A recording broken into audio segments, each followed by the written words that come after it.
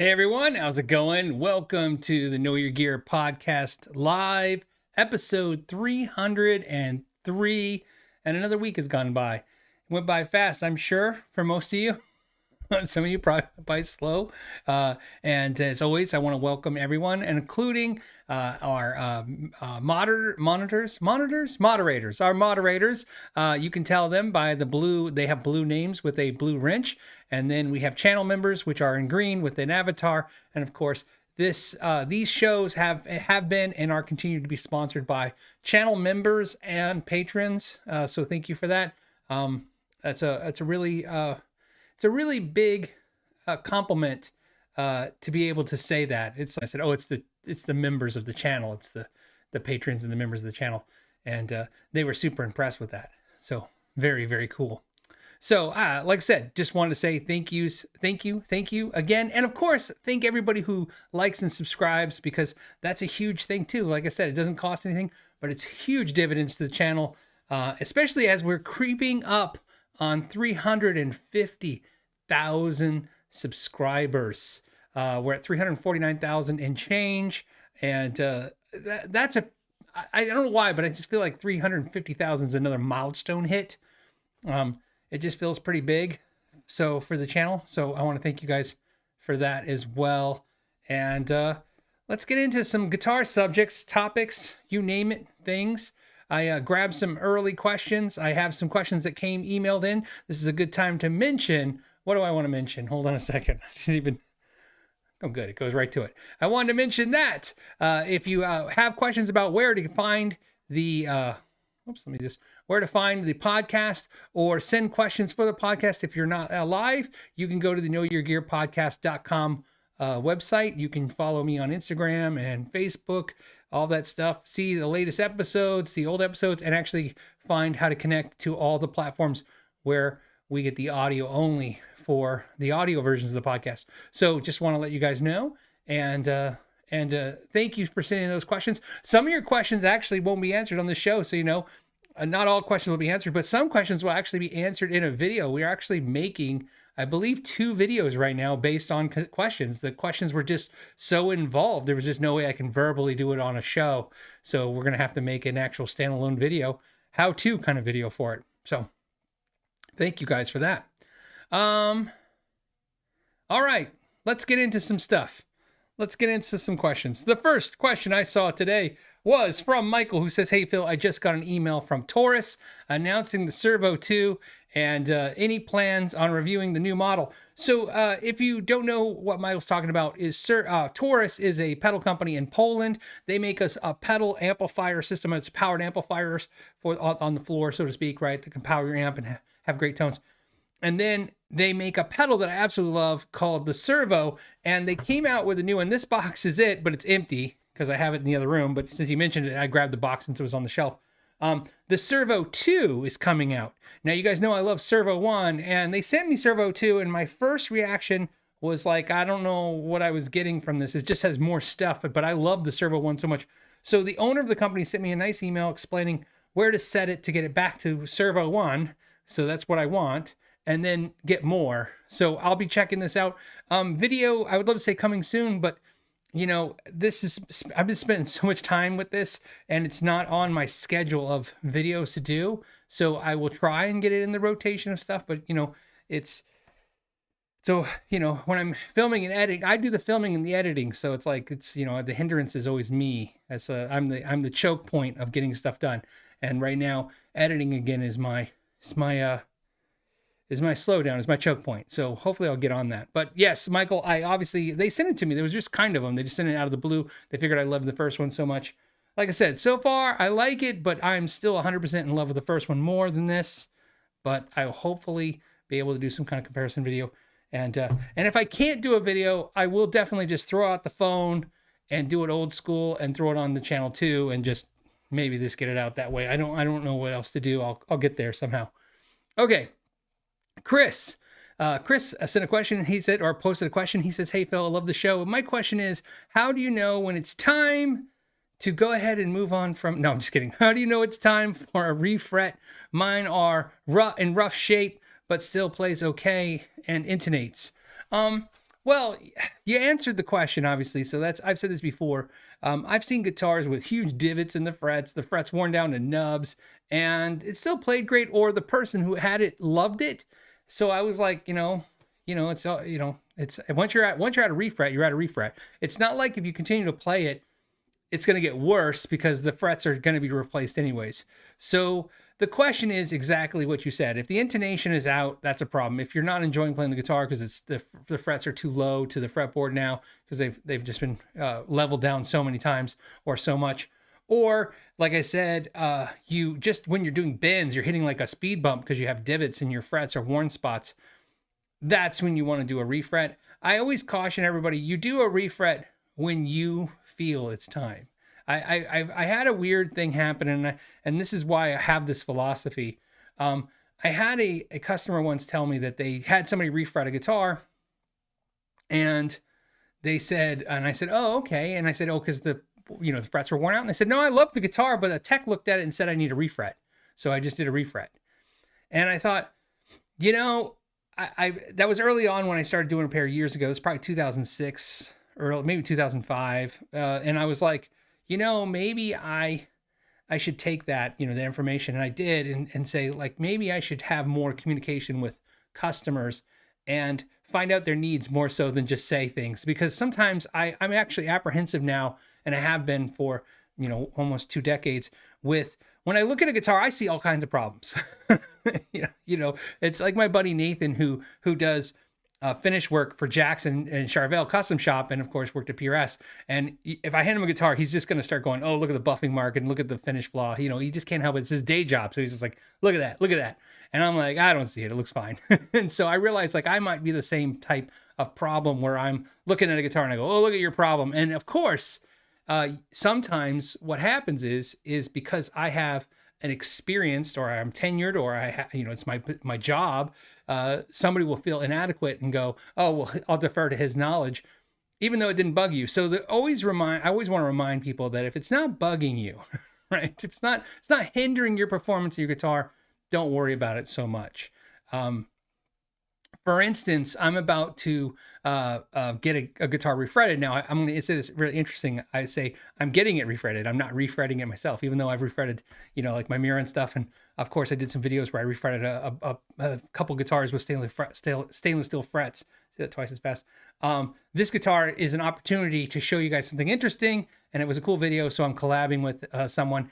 And the main reason is because this guitar, even though I don't think anyone ever played it, somebody took a file to these frets and decided to make them level, even if it meant they almost don't exist anymore. So that's another thing too. That's another reason why I caution. So refrets are one caution. The other caution I have is sometimes when you have a fretboard frets leveled, leveled and crowned. I always love it. We say crown and level, but technically the order is you level, then you crown them. I know it's stupid to say it that way, but I always think it's funny when I say it. I'm always waiting for the internet to say, you don't crown and level, you level and crown, because that's the order you do it. But when you level and then you crown the frets over, one thing I caution people is every time you do that, you're losing material. And if you like having taller frets, man, you're just one level and crown away from not liking those frets anymore. So that's my answers. I hope that helps. We have another Michael. This one's a different Michael who says, "Hey Phil, what are your thoughts on the new Tonex pedal? Do you intend on reviewing it?" Let me pull it up. Obviously, because I'm only familiar with the wave of YouTube videos that I saw, because they get in my feeds. Just like when I'm in your feeds, when I'm in one of those waves of YouTube videos, I told you guys my plan is try not to be in those waves. I kind of feel it doesn't do anything for the channel, and all it does is give me a lot of comments about how, I'm part of a marketing plan, and that's not really my goal for YouTube. But, sometimes it gets the better of you. I've said this before. A lot of times if you see me at the beginning of a marketing campaign, usually it's because I was their last thought. So that's why it's rare that I'm in those. But if I'm in one, it's like, trust me. Trust me, it's my curiosity got the best of me. I can't say, "Oh, I absolutely love the gear and that's why I'm reviewing it." No, it's like I heard about it, and the idea to see it before everybody else just is why I had to go to the NAMM show for the first time in 2004 or 5. I can't remember. And I remember the desire to see things 5 minutes before somebody else just got me so excited. So what he's asking me about is this here, right here, this pedal right here. We'll go. So this pedal is taking the internet by storm. This is the IK Multimedia Tonex pedal amplifier cabinet modeler, pedal modeler, essentially $390, and it claims to be better than, it doesn't claim, I think all the YouTubers claim, and there's a lot of great ones. If I was going to suggest a video, I like Michael Nielsen, so check out Michael Nielsen's video. I always feel like he's fairly handed with what he shows you, and he's just such a great player. It's just, what's a great demonstration of the product. But of course, I'm sure some other good reviews, but he was the only one I watched, so of this pedal. I was curious like everybody else. So anyways, the Tonex pedal is essentially a competition from IK Multimedia to compete against the Kemper, the Helix, all those platforms. And at $399, it's obviously a bargain for what it's doing. So obviously I didn't get one sent to me. That's how that works. My guess is I don't think the IK Multimedia people enjoy my content. I say that, I just want to be very clear because I don't want to say anything, mistakenly say anything. As you know, they send me one of the Spark amps, and I think I made a mistake, and that's okay. It's a mistake I'm okay with making. Here was the mistake. So I did the video, and then on the show, you guys kept asking me questions about that amp, like you're having ground loop issues, and hey, that you heard that there's a workaround for the Spark with a ground plug. So I thought, I took it upon myself, and again, sometimes it's my naiveness, in this industry too, is I reached out to them and said, hey, just so you know, I'm getting a lot of questions about this. And I think they sent a response like, yeah, you can get the upgraded cable. And then somebody was having an issue with it. And so each time you guys brought it up, because it was real big hits, as you know, the Spark took over like the Katana, I kept emailing my contact at the contacts at IK Multimedia the problems. And then slowly what I noticed was they weren't responding anymore. And then it just went dark after that, and I never heard from them again. So I would imagine after that, and I've learned in this industry, like I said, it's, companies really just want me to show you stuff and say it's whatever, great, or just make you buy it, whatever it is. And I don't want to say that so crass about them, but that's why, like I said, I tend not to work with companies that don't take the feedback, especially when I'm just giving feedback. I value this live show weekly, this podcast. I found that whether you realize it or not, or whether I realized it or not for a while, I have so many people in this industry that own these big companies, that own companies, small companies, and they've literally reached out to me and say, look, I saw what you said on this date, because I timestamp everything, so it's easy. And they say, hey, I saw, and they understand when I say it, I'm repeating what you're asking, you're talking about, your subjects. They see it. It's like a focus group for their products. And the smart companies get it, and the dumb companies, I'm calling them on it just because they're the ones that light me up or just ignore me because they kind of irritated that we're talking about their product in a not positive way, when really it's just a bunch of guitar freaks who just want to throw money at their products, just trying to figure out how to do so. So that's why I didn't get one sent to me. Will I buy one? I might. I mean, part of my problem, so is I really like my Kemper, and I've said this a million times. I'll say it one more million times if I have to. It's not because I think it sounds the best. It's not because I'm like, whoa, it blows the Helix away. I had the Helix Stomp, and I absolutely loved it. I love the Axe effects. I love all that stuff. This is powered. So like right now, sitting on my cabinets, this I plug into a cabinet. This is, as you see, it's as small as my Ingle head or even my Mark V Mini. So to me, the Kemper for me is just a really easy, convenient powered amplifier for me. And that's why I like it. And it has multi-uses. I can plug it in my computer, record with it. I can plug it in a cabinet and play with it. That's what I love about it. I really don't want a pedal on the floor running into some kind of,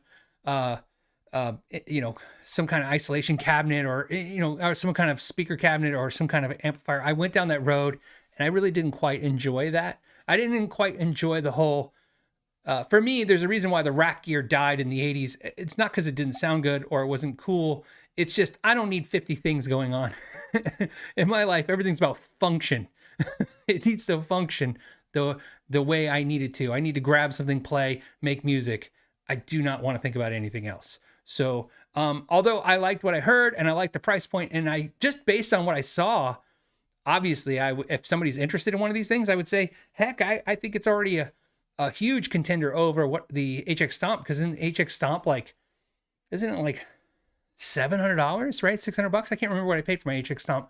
I thought it was $600 and something dollars. So I would definitely suggest it if you're looking for it. From what I can tell, it sounds pretty good. The Spark sounds really good. Like I said, I don't have a problem with IK Multimedia's sounds. I think they make great sounds. I use their software. Like I said, I think that's why I fell off their radar. I think I was irritating them with with questions from you guys, and I get that, and also I don't get that. So So there you go. All right. Okay, hold on a second. Just seeing if there's any thoughts on that before we go on to the next subject. Oh, somebody says I'm thinking about positive group. Is the IK Multimedia not the Spark? I apologize. See, I didn't even know.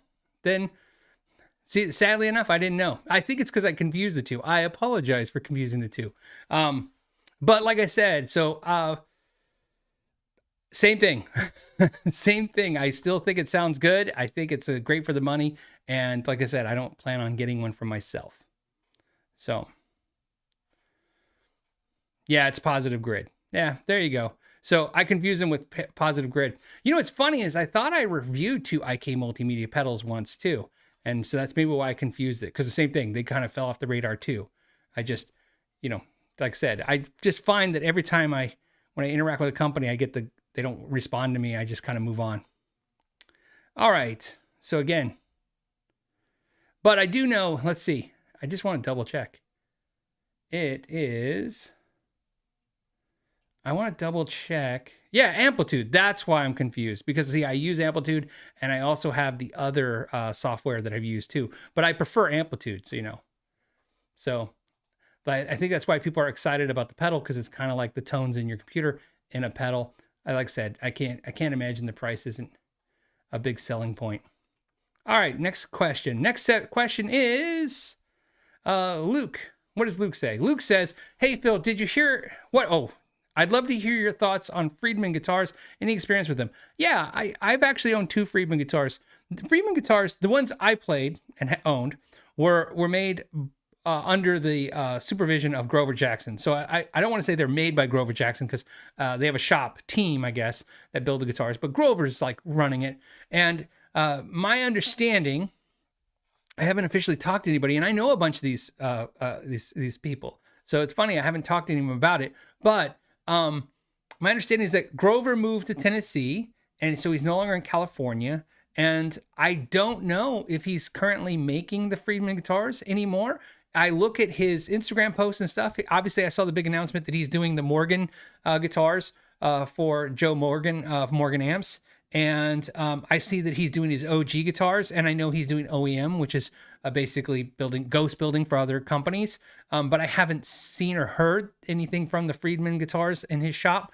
And I noticed on Friedman's website that there's no guitars listed on their website, and I only seen like one in stock in Sweetwater, so I haven't seen any Friedman guitars. So I know Tone Talk is Friedman's, Dave's part of that show. And so that would be a good place to ask.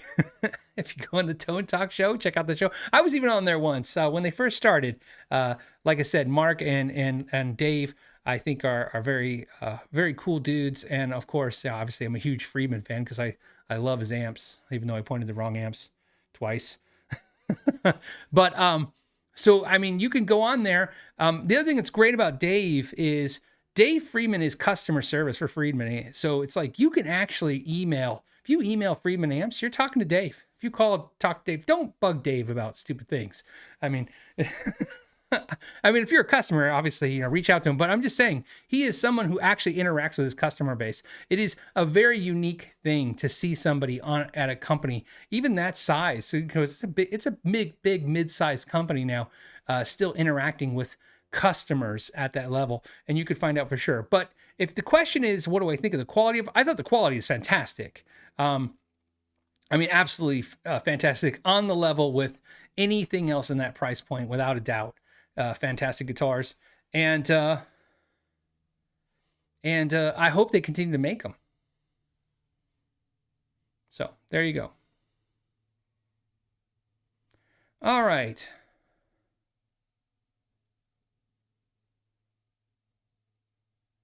Okay, hold on. Okay, you guys are talking about something. All right, just so you know, because you guys are talking now about Tennessee and better pay, lower costs, which is not really true in Tennessee that much anymore. But so it's not clear when I said Grover moved to Tennessee. I don't want you to think he moved to Tennessee because he moved the shop there. He moved the shop, or he moved and built the shop there because he moved because he's basically wanted to be closer, I guess, to family is what I understand. I know this. I'm about to review his pickups. I actually have the tracking label on his new line of pickups, which I'm super excited for and also terrified of at the same exact time.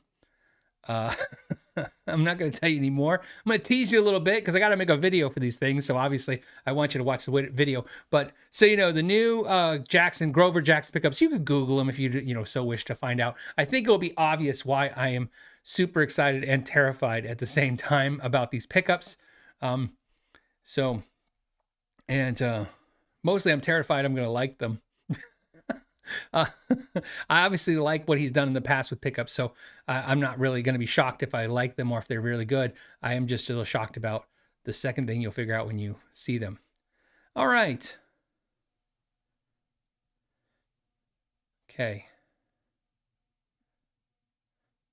Hold on. You guys are jumping around. I'm looking at what you guys are saying. I'm trying to see if there's anything. Okay. Let's go to another subject. This one is from Devil's Own, who says, "Hey Phil, if I cut the nut for a heavy gauge string," so he's talking about widening the slots. We use the term cutting when we're really filing on nut slots, but it's so basically he files the nut files the slots on a guitar nut to have heavier gauge strings, in other words, bigger strings in diameter. Does he need to replace the nut if he changes back to thinner gauge strings or smaller gauge strings? Absolutely, you will have to do that. What is the downfall of that? Now, there is, I want you to be clear. If you file the slots for 10 gauge string, so 46 gauge string at the low E, and you go to a 9 gauge that ends in 42, do you have to change the nut? Absolutely not. The variance is that small so that it's okay. In fact, you can probably get away if a nut is cut for 10 to 46 gauge strings and it's filed and slotted for that. You could put 9s on there and you could probably put 11 to 48s and then you're fine. But once you go 50, 52 gauge on that low E or anything bigger than that, you will have to cut the slots. And then once you do, or I said, don't cut, you file. You'll have to file the slot out. And then once you do that, you will have to replace the nut.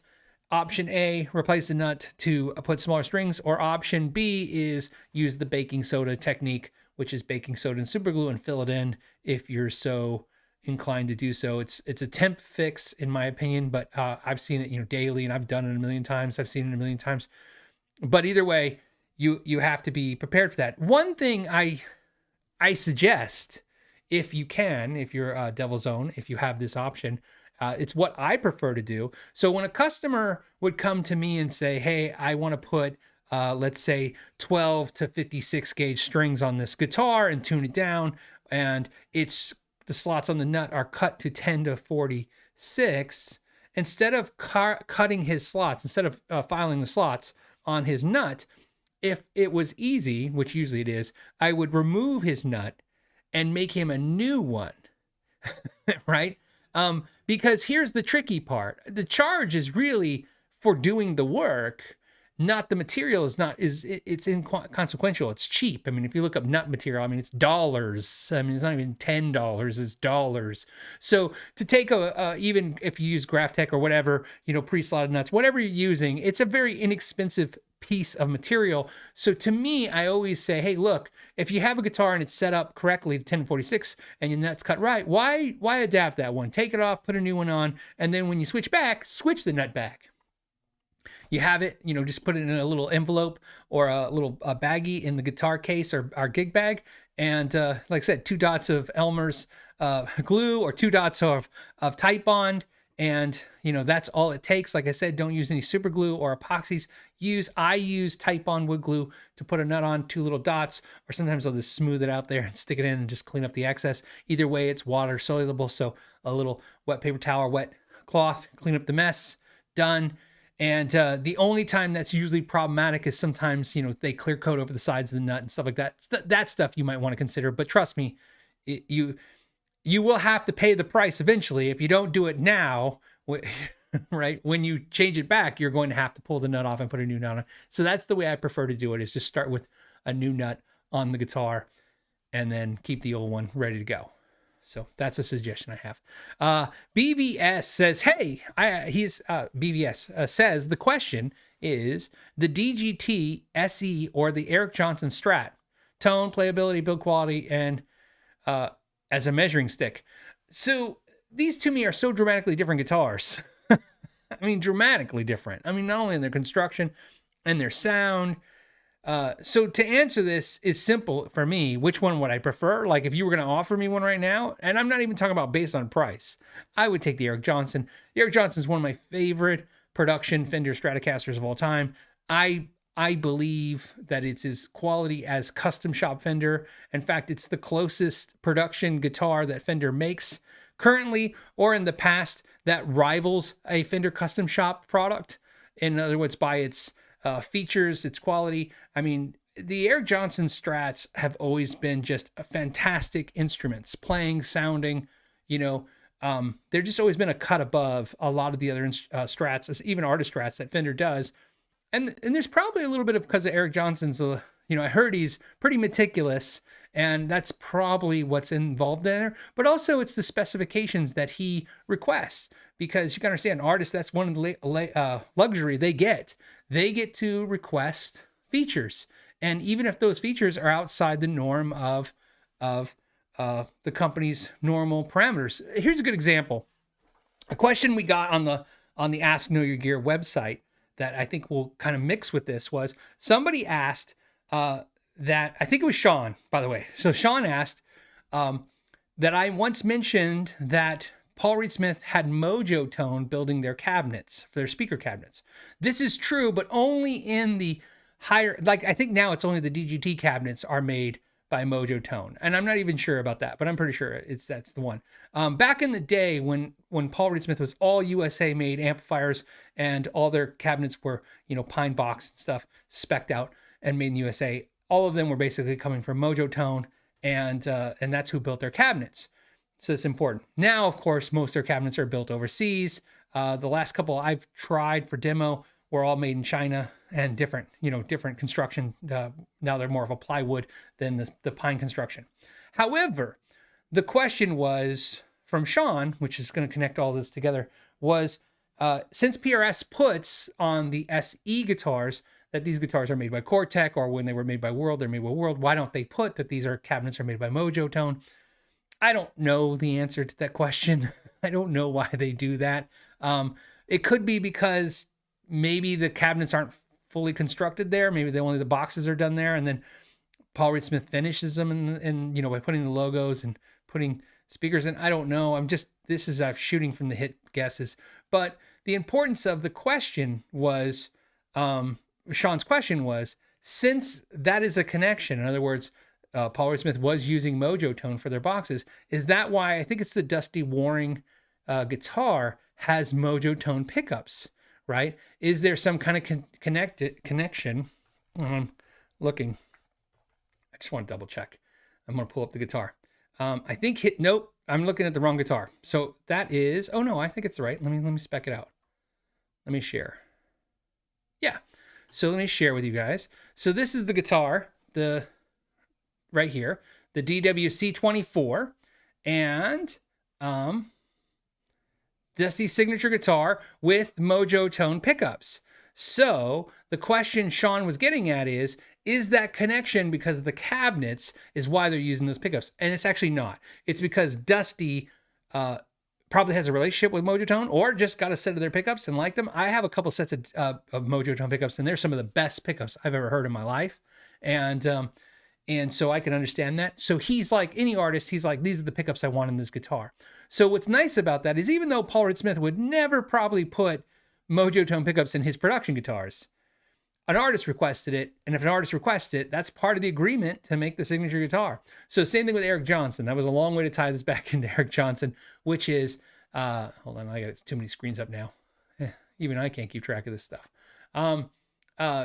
And so just like Eric Johnson, he specs out the guitar. So to me, even though the DGT SE is specced out really nice and it's a great guitar, I don't think it can be considered to be in the league of the Eric Johnson Strat. But they are totally different guitars. So I can't say, I mean, they're different scale lengths, they're different neck carves, they're different wood materials, they're different types of pickups, they're different features. They're just different. But like I said, if you're asking me which one should you get, what I will tell you is this: the DGT, I'm sorry, I'm confusing artists again. The DGT SE is a fantastic instrument. I have a deep dive video on it, and it is fantastic instrument all the way through. I think it's one of the best SEs they've ever done. I would definitely put it in the top 5, if not the top 3 SEs ever made since they're in their company's history. That all being said, I still would not hold it in the same regard as an Eric Johnson Strat. An Eric Johnson Strat is a guitar that if you buy that, you will have it. Obviously, both will last forever, but I mean, it's an heirloom. It's iconic, and it's not just because it's made in America versus Indonesia. I mean, there's factors of that, but I try not to get caught up in that. Is my logic, right, for that stuff. I like to get caught up in the fact that just the Eric Johnson is a beautiful instrument. And like I said, they're different. I think with this, the Eric Johnson's also nitrocellulose lacquer, and the DGT is a polyurethane finish. I mean, there's just, like I said, it's not apples to apples, it's apples to oranges, but at least I could give you the insight on that, on the construction. And of course, why some of the decisions were made. And we tied in 2 questions. That was 2 questions for the price of 1. Look at that. Okay, let me jump around. And I feel like I kind of made up for the IK Multimedia positive grid mess up. Like the whole time I was talking, I'm like, as soon as you guys said positive grid, I'm like, yeah, you can tell I just don't handle the tech stuff very well. That's probably why IK Multimedia didn't send me a pedal. They're probably like, this guy doesn't know tech stuff. To be honest with you, if they sent me the pedal, like everything, like my Kemper, I'd probably find 3 sounds on it and just say, check out these 3 sounds. That's why I like to stick to guitar stuff over tech stuff. Okay, let me refresh my screen so I can see stuff. By the way, we're going to do, last week we didn't give away some stuff. We're going to give away some tuners this week. I have tuners to give away towards the end of the show for hanging out with me. We have Snark tuners, the new Snark Air tuners. We have lots of these to give away. We're going to give away like 5 today, right? That's pretty good.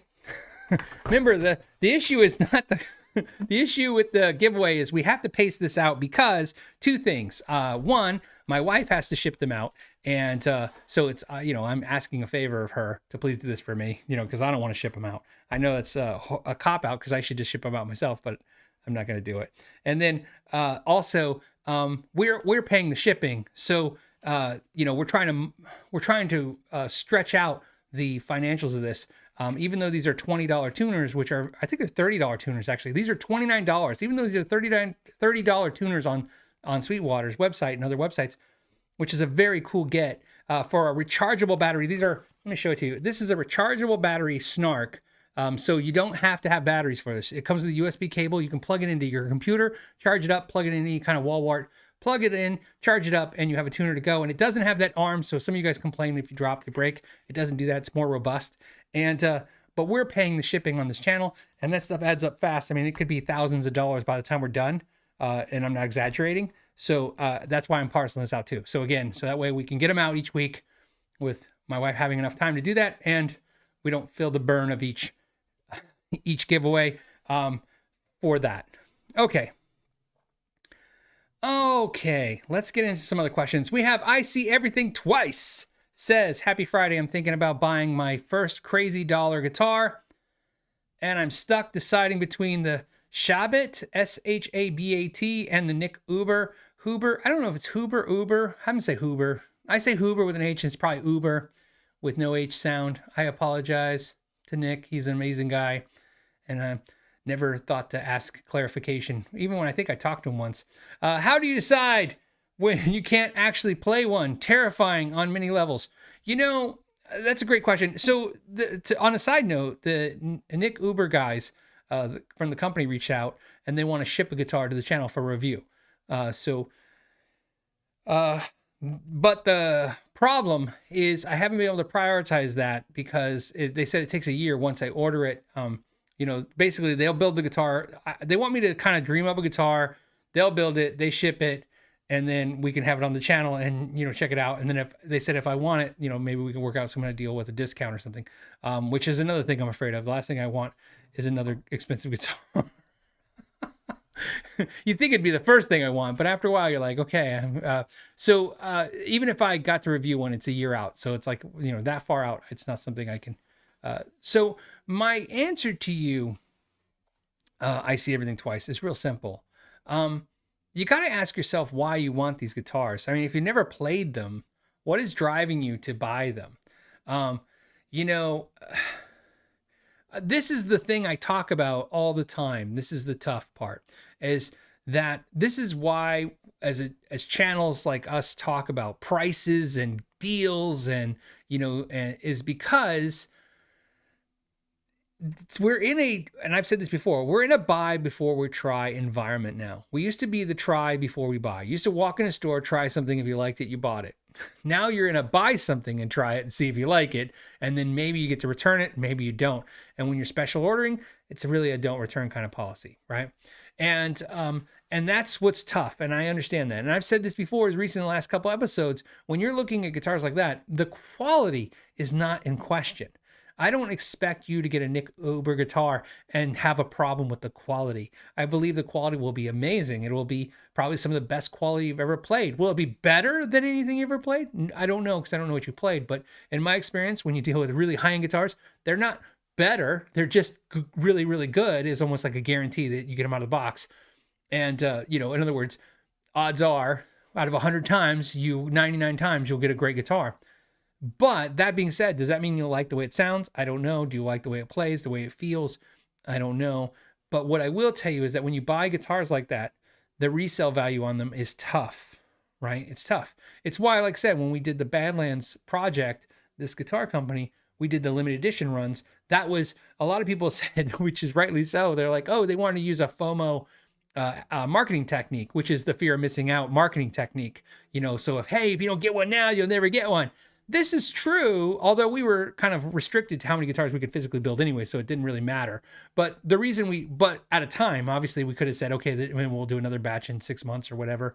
But the reason we wanted to do that was, as someone who's reviewed so much gear and bought so much gear, I'm not even talking about what I've worked on or any of this stuff, just the experience of buying gear. One thing I've learned is that I can create an environment where you're not protected. I mean, that's too much of a guarantee, but I like the word insulated. In other words, you're less at risk. So if you buy a guitar that's limited run and they're not going to make anymore, like what we did, you could get the guitar and, we gave you a return policy, but if you don't, let's say a month after the return policy is expired and you have this guitar, we kind of expect it to hold its value, considering you can never get one again. You'll have one of the few. I mean, think of this. There was only 1,859 Les Pauls ever made. We're going to make 100 of this guitar. Obviously, I'm not saying they're in the same league, but you understand it's going to be rare.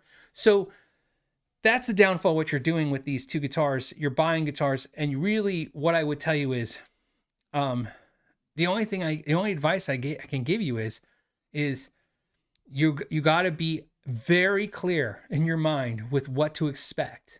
This could be a money dump.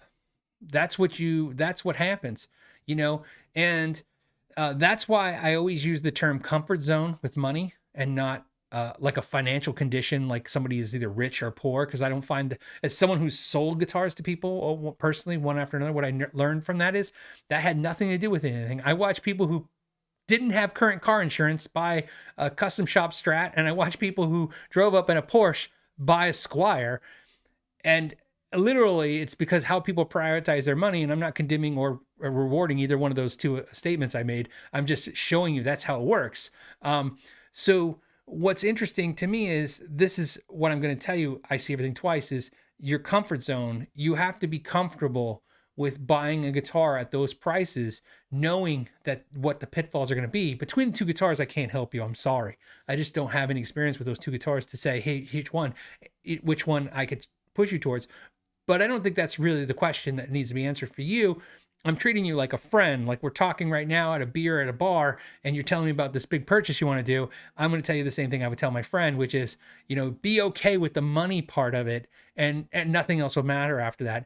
But if you are literally at your end of your comfort zone or out of your comfort zone with what you're about to spend, and hoping that if it's so amazing that then that will justify the decision you just made with your money, my experience says that is not going to happen.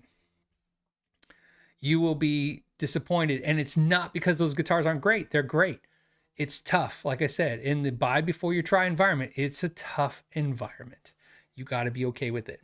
So suggestions, here's what I would suggest, okay, for that kind of money. Because so you guys know, if you're not familiar, I'm not familiar with the other brand, but I'm familiar with the Nick's brand. And $5,000 and up is not even a question for his guitars. That's where they land. At that kind of price point, maybe it's worth hopping on a cheap red-eye flight, staying in a Motel 6, and going to a music store somewhere where they have them in stock. Okay, maybe that's worth it. Because let me tell you, just it's just a day turnaround and torture. You could literally take a red-eye flight, show up in the morning, take a Uber.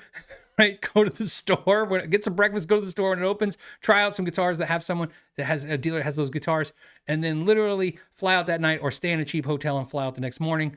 That makes sense to me. I would do that before I would just blindly throw out that cash. Or if you don't want to do all that and it's not practical for you, maybe you're not in a situation to do that because of logistics wise where you're at. That's why you want to buy used. Because, think of this. If you can get your hands on one of those guitars used at a good price, and it's like, but yeah, it's not the color I want, it's not the thing I want. Trust me though, you're just trying to get the guitar, play the guitar for a while, love it, right? And then once yes, I love this neck profile, I love this guitar, then sell it off, probably for what you paid for it, okay? And then literally order up what you want. And even then you're taking a small chance, but the chance, each decision is making this situation better. That's my advice for whatever it's worth. So there you go. Thank you for the question, by the way, and I hope it works out. And I think I saw you mention you're not going to be here for the live show, so you're hearing this tomorrow. So I see everything twice. It's for you, it's today, but for us, it was yesterday that you got the answer. Alex says, action was high on my Strat. I bottomed out the saddles, tightened the micro tilt. Action is better, but now dead frets on the high on the neck. Yeah, because your angle's now jacked. Had to raise the action again to get rid of them. Do I need to tilt the neck more? No, you need to shim the neck. And again, I'm not looking at your guitar, and there could be better answers to this, but I'm going off a verbal description of a problem. So I'm going to give you a verbal answer. And this is what I would suggest. You could take something, I would say a piece of sandpaper. That's what I like, is just a thin piece of sandpaper. You could use a business card that's almost too thick. So you understand how thick we're talking. Cut yourself a little strip about 1.5 inches wide. So it's about just so it'll fit in there. 1.5 inches wide by, maybe 1/4 inch, right? So 1.5 inches by 1/4 inch, or I don't know what that is, like 5 millimeters by whatever, 30 millimeters, maybe 40 millimeters. I'm not sure. Anyways, you get the idea. You just cut yourself a strip and shim the front of the neck. So you can use the tilt too, but shim the front of the neck. You can also buy from StewMac these wood shims, and you can find knockoffs of them on Amazon, but keep in mind, I haven't tried the knockoffs, so they might not be what they claim, but your return policy usually is pretty safe on Amazon. But they make wood shims, and what you need is raise the whole neck up. See, the tilt is just tilting the angle, and that could help, but in your case, it sounds like it's not helping, so you need to actually raise the whole neck up. So you raise the whole neck up, and you can use the shim and the tilt, or you can use, like I said, just stick a business card in there. Right now, you're just trying to solve the problem. You can worry about the permanent fix later, right? So right now, I mean, even if you shove a whole business card in there, just sticking out and everything, and then put the neck on, screw the screws in, and then literally set it up. And if your action is dialed in, great, then maybe get a nice wood shim. It's, again, that's what you need to do. You need to level up the neck, not so much tilt or adjust the angle of the neck. Because like I said, adjusting the angle seemed to create the problem on the high frets, and that's what you don't want. Mouth Hog, that's funny. Mouth Hog says, just wanted to say thanks. You make life better. Man, thank you. That's the best compliment you could ever get for doing this. Sometimes when I'm jacking my jaw for 2 hours, I question my sanity. I'm like, why am I doing this? And so when somebody says, hey, it's entertaining, hey, if you learn something, that's even better. But if you're entertained, geez, that's the best answer ever. Because then it gives me the momentum for next week. I'm like, so, but thank you, man. I appreciate it. Atin says, hey, Phil, I was wondering how your album was turning out. Have a great weekend. Cheers. So if you guys know, I started recording my own tracks. So, and when I say album, I think I've explained this. I don't plan to sell it in any way. If I do, it will be not sell it. I mean, if I distribute it, it would be kind of like, I don't know why you'd want it, but if you could, just have it for free, right? Okay, I could care less. We'll figure that out, right? I'm sure. But what I'm doing is I've been writing my own songs, instrumentals type songs, so that, and actually you've been hearing the album, you just don't even know it. What happens is I believe, through all the copyright strikes and the copyright stuff and everything that's been happening on YouTube, and I post videos on Facebook, and Facebook's even more aggressive with finding this stuff. I've been more and more playing like my own music to demonstrate the guitars, and that's what I'm doing. And the reason I want to put an album, one, is that way maybe I can file a copyright and therefore say, hey, this is music copyrighted, so I don't have to deal with anybody. But more importantly, it solidifies what I'm playing.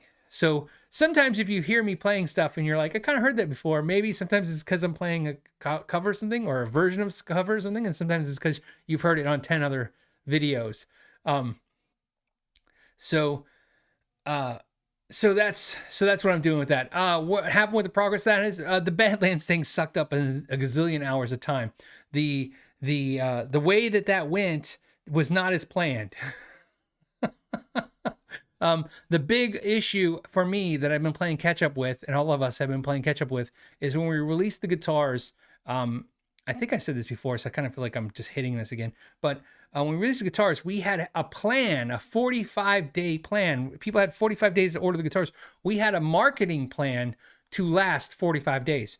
So the problem is we had put all this effort in a marketing plan, and then they sold out in less than 3 days. There was no reason to execute the marketing plan. But we didn't plan to start building and doing all the stuff until the marketing plan was over, and then we had to jump right to that. So we were a little caught off guard. So we literally, like, it sounds like selling out fast sounds good because it is, but it was not to plan, right? I mean, obviously it was 42 days faster than we thought. That's a big thing. I imagine you guys have jobs, right? Imagine you're sitting in an office and you guys come up with a meeting, or you're sitting in a meeting and you guys execute a plan, right? Right, for the next month and a half. And then 3 days later they go, okay, we already nailed it. So now we have to jump to the thing a month and a half from now that we plan to start. Then we're starting now. So that has been sucking up a lot of time. And that means, since, what is that? Not only ensuring that the guitars get done on time and built and all the things that mattered, and that stuff gets communicated to the people who purchase them, but also the next model has to be ahead of schedule, which we weren't planned on. So that's been cutting into my time for everything. There. So there you go. So everything's getting done. You saw remodeled we remodeled. We got new stuff going on. So all kinds of stuff. So like I said, a lot of things happening. Very exciting. I feel like if I say it's very exciting, it will be very exciting. See, very exciting. Okay. David wants to know, do I think Kiesel will someday build in Europe? Well, I don't have any insight on that, but, I guess the question would be like, could I foresee that? No, I couldn't foresee it. I wouldn't know. I don't know what the I mean, the advantage would be obviously, if they're building in Europe, then they can ship in Europe without paying all the taxes and duties, which are insane. Uh, they're heavy, man.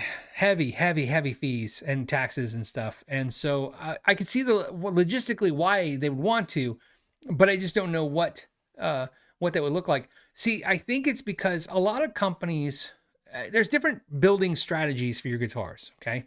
And the Kiesel business strategy is cemented in the idea that they build their guitars, okay? So let me give you an example of that. Like Paul Reed Smith builds his guitars, but he also has guitars built overseas, like I said, in Indonesia and in China, and of course at one time in Korea. And, would PRS ever build in Europe? I don't know, but it could be likely because obviously they trust other manufacturers to build their stuff. They may trust because that's what you would want to do. You wouldn't want to build a factory in Europe. Kiesel wouldn't want to build a factory in Europe. They would want to find a guitar company in Europe. It's like Coca-Cola, right? You just find bottling plants in other places and then you give them the formula and everything, and you work out the deal to where they make the product to your standard, and that and you make it to where it's the same wherever you go.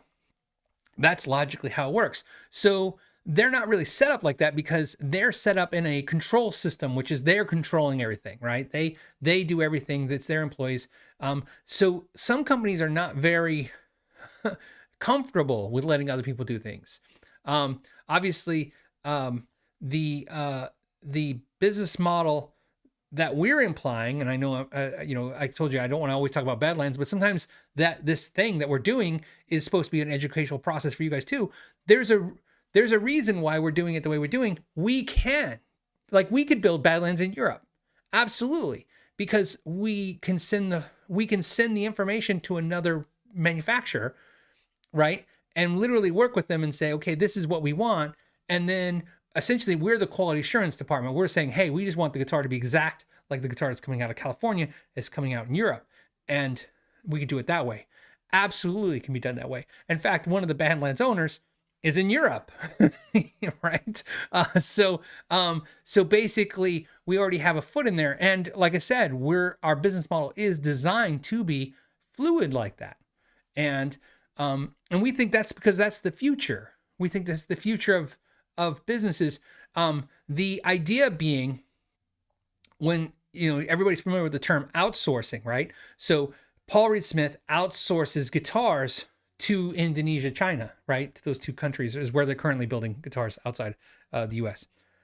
We did outsourcing, like Chapman outsourced his guitars, right? We outsourced the guitars, but we did what's wrong with me today? We did domestic outsourcing is what it's called. We outsourced, but kept it in the United States, right? So we could then move that to Europe, right? And that's how that works. We have that ability. We're fluid that way. So, and I'm just using us because I don't have a problem talking about what we're doing. So, like I said, other companies could do that. They could build in Europe. Fender uses a distribution in Europe. They'll build the guitars in the USA, but they'll have a warehouse or somewhere for them to go. Kiesel doesn't have that option again because they don't warehouse guitars. They build to order. So they don't they don't have distribution or a need for distribution in Europe. They would actually have to build a factory. I don't see them building a factory overseas, and I don't see them licensing a factory. And that's with no information from them. So, it's not like I'm giving you insight. I'm just pontificating on the things I tend to know about this stuff. But that would be my answer for that. So there you go, David. But keep in mind, other companies can, because like I said, I just explained it. It can be done. So Fret Level Midnight, what's up, buddy? He says, recommendations for a good tech luthier in the Maricopa City area. Moving to Glendale soon. Oh, cool. That's cool. You're moving to Glendale. And I have nowhere to go. I have idea where to send you. If you are a legitimate repair person, what I mean by that is bonded, licensed, right? A legitimate repair shop in the Maricopa County in Arizona, where I live. I would love it if you reach out to me. I have reached out to shops. So obviously, like I said, I haven't done repairs since June of 2020 when COVID was shut down. We shut down. We couldn't do repairs because I couldn't interact face-to-face with people. And then when it came back online, COVID, I had already started making pickups. And you guys now know, at that time you didn't, because I wasn't telling you that obviously we had started a guitar company. So building the guitars and getting the stuff right is more important, right? So focus on that. So the question becomes, I get it every day. So, I get every single day, we get an email from somebody in Arizona asking for a place to take the repair. And as you can imagine, I feel I have a lot to lose recommending a bad shop to you. So I'm not going to do it.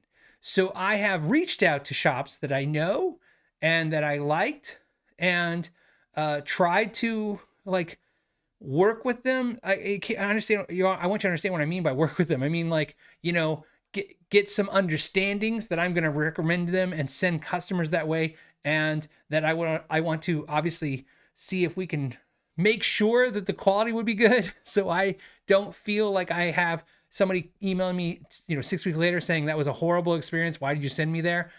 And what I got back was pretty freaking horrible. Man, the level of, and maybe it's either because they're all busy, which is good because, I was busy too, or maybe they don't care about new customers. I don't know what the deal was. But like I said, if you're out there and you want to work and you are a credible shop that I can verify and feel trust in you, I would gladly recommend you. And let me tell you, that recommendation would equal tens of thousands of dollars per year minimum. But I just don't feel confident recommending anybody in the Valley that I know. So, and it's not a dig. If there's anybody here that's really good and I haven't talked to you, well, then that's what it is. But if I've talked to you and you're not getting recommended right now, you can be very sure it's because the conversations we've had in the past did not make me feel confident recommending hundreds and hundreds of customers to you. So if that burns a little bit, it probably should, because you should have paid attention when I was trying to make sure I sent a lot of customers to you that they would get good service. So there you go. Also, so and I've talked about this, we had planned to open a repair shop in the Valley with Nathan, and that's how Nathan ended up working for a Fender Custom Shop. He was driving. He had gave notice to PRS. He was going to come to Arizona, and we were going to open up a bigger repair shop. And literally, literally on the way to the West Coast, COVID happened. And it just didn't make sense to start a repair shop when we didn't even know if the world was going to exist in a week. 2 weeks, flatten the curve. Don't worry. Anyways, and so he continued on to California to where his parents live, and then got a job at Fender Custom Shop. And so maybe that's a future too. You know what I mean? Well, maybe he'll come and we'll build a repair shop here. That's what I'd like to do. But right now, we got to get past the the hurdles we're hitting right now. So there you go.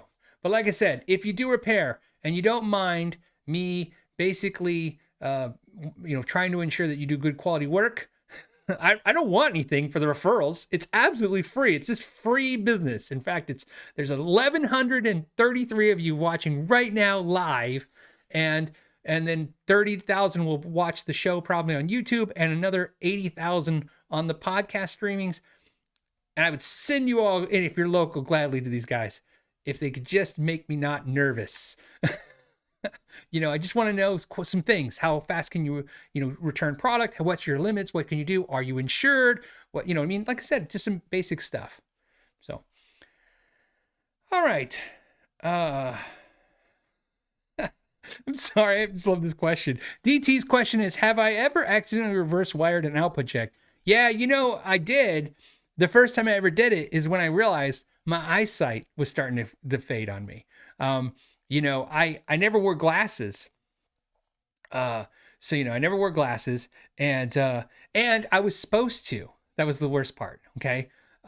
So when I don't know why I'm saying this, but just, I was supposed to wear glasses. When I joined the Army, I don't know if you guys know, when you join the Army, when you go through, you go to MEPS and you go to in-processing. When you go to in-processing, they do all the stuff, and they tested my eyes, and they decided that my left eye has weaker vision than my right eye, right? Yeah. Is that right? Yes. No, backwards. My right eye is weaker than my left eye. It's backwards. Why can't I think of this? I have to pretend for a second. Hold on. So my left eye is dominant. So my left eye is 20/20 and my right eye is a little crappy.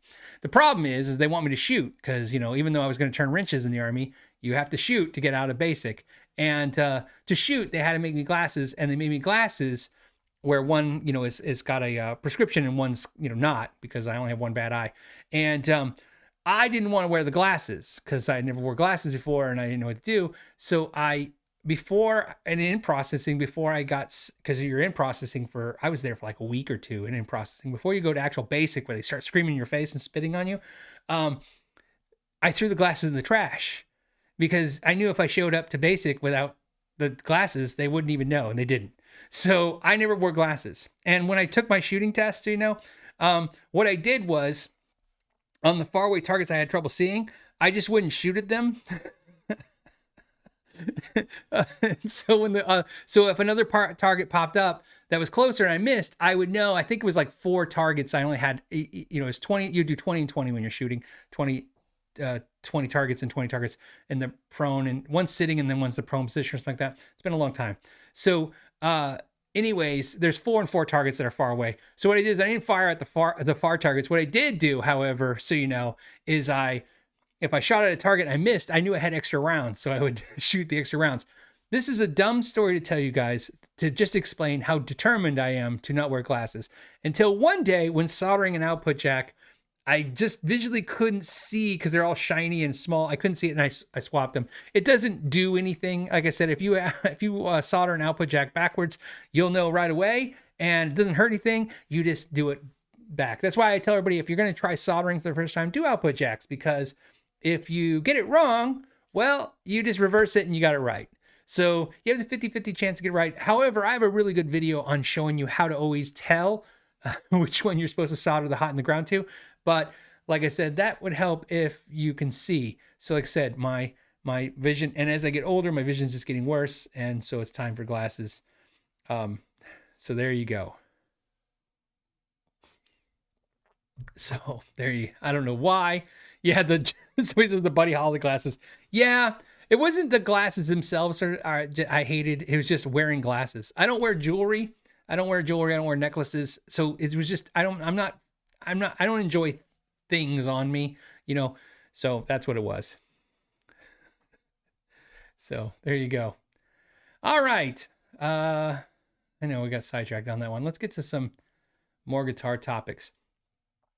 Randy Crooks says, thanks for what you do, Phil. Longtime viewer. Man, I appreciate that so much. Like I said, you guys, I appreciate the thumbs ups. I appreciate the subscriptions. I appreciate in fact, so and obviously the viewing, the consuming, all this makes it possible. So, we were talking about the podcast today. Do you know 80%, and I know a lot of you guys watch a lot of guitar channels or other YouTube, because I watch a lot of other YouTube too. And you've never heard this, I can tell you that. Did you know, according to our YouTube analytics, 80% of the people who watch my videos are subscribed? That is opposite of what everybody else says on YouTube. I want to thank you guys for that. It's our analytics show that if you like this channel, you consume a lot of it, and that's it. We just don't. We are slow to get new people, but when we get them, they like to hang out. And I like to believe that's because the community feels good here. It's a good place to be. It's not just me. It's just, it's when your comments are not horrible, when the chats are not horrible. It's nice. It's nice to feel in a learning environment. And this is what it is. And a lot of people have, issues with this. They say, hey, look, they want, they don't want everything to be lovey-dovey. I don't want everything to be lovey-dovey either. It kind of feels phony, and sometimes it's fake, and that's not fun either. But what I want everyone to feel like there's no recourse for learning. Okay? No shame in it. The saying, there's no such thing as a bad question. There probably is, but there's no shame in it. There's no shame in learning. I'm learning all the time. Like this thing, I started this entire episode jacking up the IK multimedia and the Spark. Look, we're flawed people. We're just a bunch of dumb guitar players hanging out on Friday talking about guitars and stuff. We're not solving the world's problems by any means, but at least we're having 2 hours of something we can enjoy and have together. And it's the closest thing I have to having sports friends.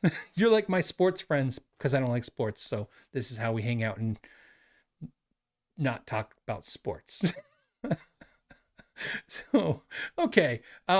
Next we have, I don't know who we have. We have Modern Vintage. Modern Vintage says, hey, who manufactures jacks in Indonesia?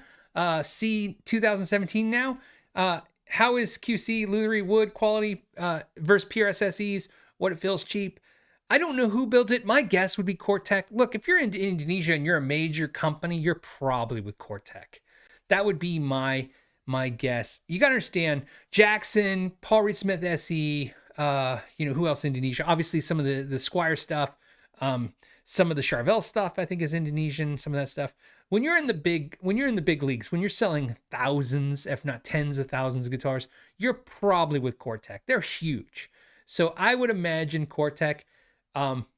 That would be my guess, but there's a chance that it could not be them as well. It could be Samick. I haven't even heard anything from Samick in years, so I don't know what they're up to. But my guess is Cortec, and it's just a guess, like I said, because that's how you go to.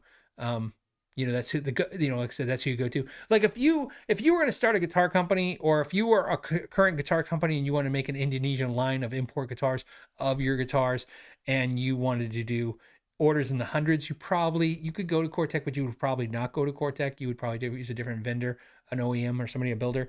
But the big guys are probably going to Cortec. And I like almost everything coming out of Cortec. When I say almost everything, I mean it's because I can't testify to every single product ever made. But taking apart guitars and the reviews and checking things and testing them, I almost feel like every time I see a Cortec manufactured instrument, I know it's going to do pretty well, right? I mean, it's not going to be perfect. Nothing's perfect. That's the silliest, you strive for perfection, but it's not always going to be obtainable, but you're going to have a pretty good instrument. So We Tune to C says, just bought a used Gibson Explorer. Can you recommend a tech in Phoenix area that does stainless steel refrets? Okay. So this is a good question, and I can't answer the question We Tune to C, but I can answer the question, and here's what I can answer the question with. So this I'm more interested, since I have a global audience, okay, and more importantly, I have an audience that's all over the United States, and sometimes the questions, obviously, because like I said, I get questions about people who are in my area, what repairs in my area, and like I said, I'd like to have some resources too. What I'm doing right now is I'm doing a collab video with someone who I'm curious to see the results. I'm having a guitar that I really love. Okay, again, I'm putting my money where my mouth is. I'm putting something I'm nervous about. I'm having it refretted by someone, and the entire experience is, I'm going to document the entire experience from start to finish of shipping it to them, having it done. What's the turnaround time? What was the cost? What was the guarantee? And so we can suggest that to you guys. And I might even do 2 or 3 of these because I think that might be the future. Look, refrets have gotten so expensive now. Okay, it's not like the old days. The old days, you could refret a guitar for $150. I remember refretting guitars for $100. I remember 2 of my my favorite my friends who are techs in the area that I love, charging $100. This isn't like in the 80s or 90s. This is like 2010, right? I mean, it wasn't that long ago a refret was $100. Now refrets $300, sometimes $400, $250. It's all over the place, but either way, it's expensive. And this is the important part now. Now the expense is high enough, which is not a good thing. I'm saying that's good. It's not. It's to the consumer. I mean, it's nice that the tech might make more, but the good thing is now shipping a guitar is more practical. Before, it didn't make sense to ship a guitar for $75 each way to pay $100 for a refret. Now it's possible, especially when a lot of the places that are doing refrets that I'm hearing good things about include the return shipping and the refret kind of deal. So it's like you pay to ship it to them and then they refret and ship it back to you. This might be the thing. So we'll see how it goes. And so to answer your question, I don't know anybody local I could recommend. And here's why. We Tune to see. I can think of 2 shops right now in the Valley, if you're, where you in the Phoenix area, that I trust their work. I just don't trust that they'll get the guitar back in a reasonable amount of time and that their price is consistent. Again, when I said I had a conversation with some shops in town, one of them, not only did I want to make sure they were insured and all this stuff, I wanted to make sure that the pricing was structured. I was shocked to find out. I am shocked. I was shocked. I still am shocked to find out that there are places out there. And by the way, a lot of guitar techs, a lot of luthiers watch this podcast or listen to it in the background. Let me ask a question, and please put it in the comments. If you're a legitimate luthier / repair person, if you're in this industry doing this, please put in the comments, the permanent comments of this video, and let people know your answer to this question. I'm answering you. This is the first time I'm answering a question to you guys. I'm answering there. Do you set your pricing? I have always set my pricing. I do not understand the whole I'll quote it. I don't. What do you mean you'll quote it? I understand some jobs need a quote because they're involved, but to me, a setup is a flat rate. The refret's a flat rate, even if that refret is like bound fretboard is this, stainless steel is this. I mean, there's different, but a price list, a basic price list seems to be not a lot to ask to have. That's simple, right?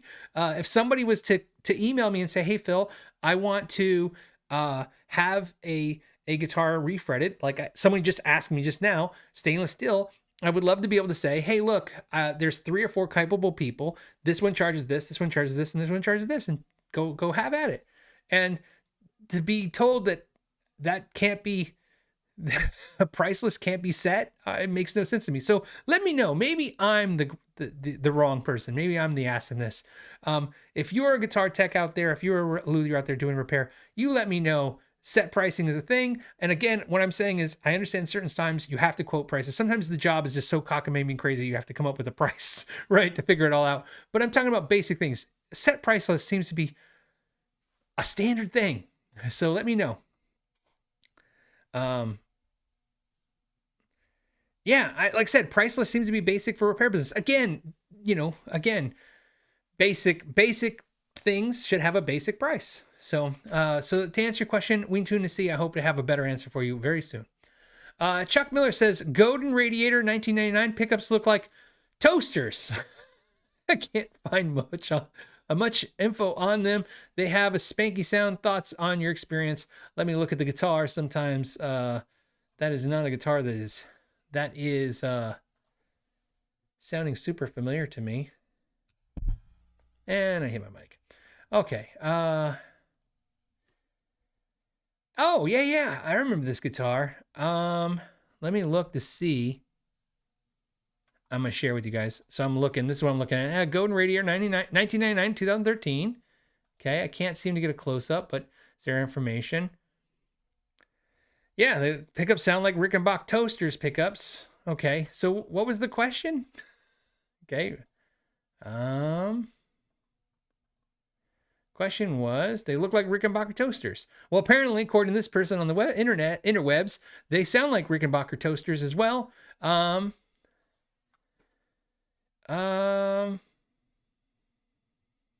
it says this person said they have low end like a PAF. I don't know. Did you try reaching out to Godin Guitars? I know that seems so strange. You're asking me a question and I'm like, well, contact the company. But here's why I'm telling you that. There are certain companies, we just recently talked about this last week, about certain companies don't know their own history, right? Godin is the largest manufacturer of guitars in Northern America. Okay. Little fun fact for you guys there. There's a little play on words on that, right? So obviously it's the biggest one in North America because obviously they're in Canada and not in the USA, but Northern America, they're the biggest manufacturer because they, you'd think it'd be Fender and stuff. It's not, because Fender outsources so much stuff to Indonesia, China, Japan, Korea, everywhere else. And same thing. So, but Godin it's been the same company. I believe it's the same ownership, the same family ownership since the beginning. So they're a company, I believe if you contact them, 2 things I can tell you. If you contact them, they'll probably have the information and they might be a little curt. I mean that because I'm trying to say this. I'm trying to say this correctly. I've had a great experience talking to people in person at Godin, like at the NAMM shows. Always pleasant, always nice. I have talked to them many times on the phone, And when we were a dealer for Godan, we would choose like the shortest straw who had to talk to them on the phone. Because they're French Canadian, and it must be something in that cultural thing. There's a curtness to it. Kind of like New Yorkers are kind of known for being a little a little abrasive. And I mean no offense, some of my best friends in the world are New Yorkers, but I mean, it's a definitely a tone or personality thing. There's a little curtness. So I'm just warning you. So in case you get on the phone and they're short with you, they say things that are short and yeah. So I wouldn't be surprised if they go, "Why do you want to know?" But like I said, they are a smart company, a good company, and you can get answers. And I could be totally wrong. You can call them up and they can be super nice. I'm just telling you, we used to actually literally, I'm not exaggerating. We used to choose who in the store had to call to talk to them about whatever the issue is we had, because they were always, like I said, very, very matter of fact. So you better know what you want to ask before you get on the phone. Don't jumble around. Just ask the question and get the answer and go. Okay. Yeah, Steve says, hey, I'm in New York and I want to fight about it. It's funny, I was just telling my buddy who lives in New York, I was explaining to him that that New Yorkers, because they talk fast, I talk fast, which is not typical for West Coasters, right? They usually tend to talk a little more chill, right? A little more chilled. You guys think some of you guys probably don't understand what I'm saying, but I used to run, like I said, I used to do Oracle. I was Oracle certified. I used to run Oracle, which is a database system, and I ran a Davox system, which is a dialing system, because they were connected. And for large call centers, and call centers have to be aware of this, that, as you talk to people in different regions of the country, they talk at different speeds. Some people are more laid back and some people are faster. But the problem is, this is what I was telling my friend in New York, the people who talk faster tend to get aggravated with people who talk slower, and sometimes think of them as being like not as smart, and which is not true, of course. But we used to have to talk about cadence, and that's maybe why I talk fast, because that's what we learned is, like, when you call the East Coast, you better talk a little faster or they're going to hang up on you if you have to talk to them about something. So there you go. Where is my next question coming from? It is Scent of a Wheelchair Pillow says, I bought that PRS PVT private stock I always wanted and love it. Suspect I could get most of all my money back if needed. Thanks for the comments last week. Oh, awesome. That's great. Like I said, sounds like a good buy. So like I said, I think it's great. And, PRS is always a way to go because it's good quality stuff.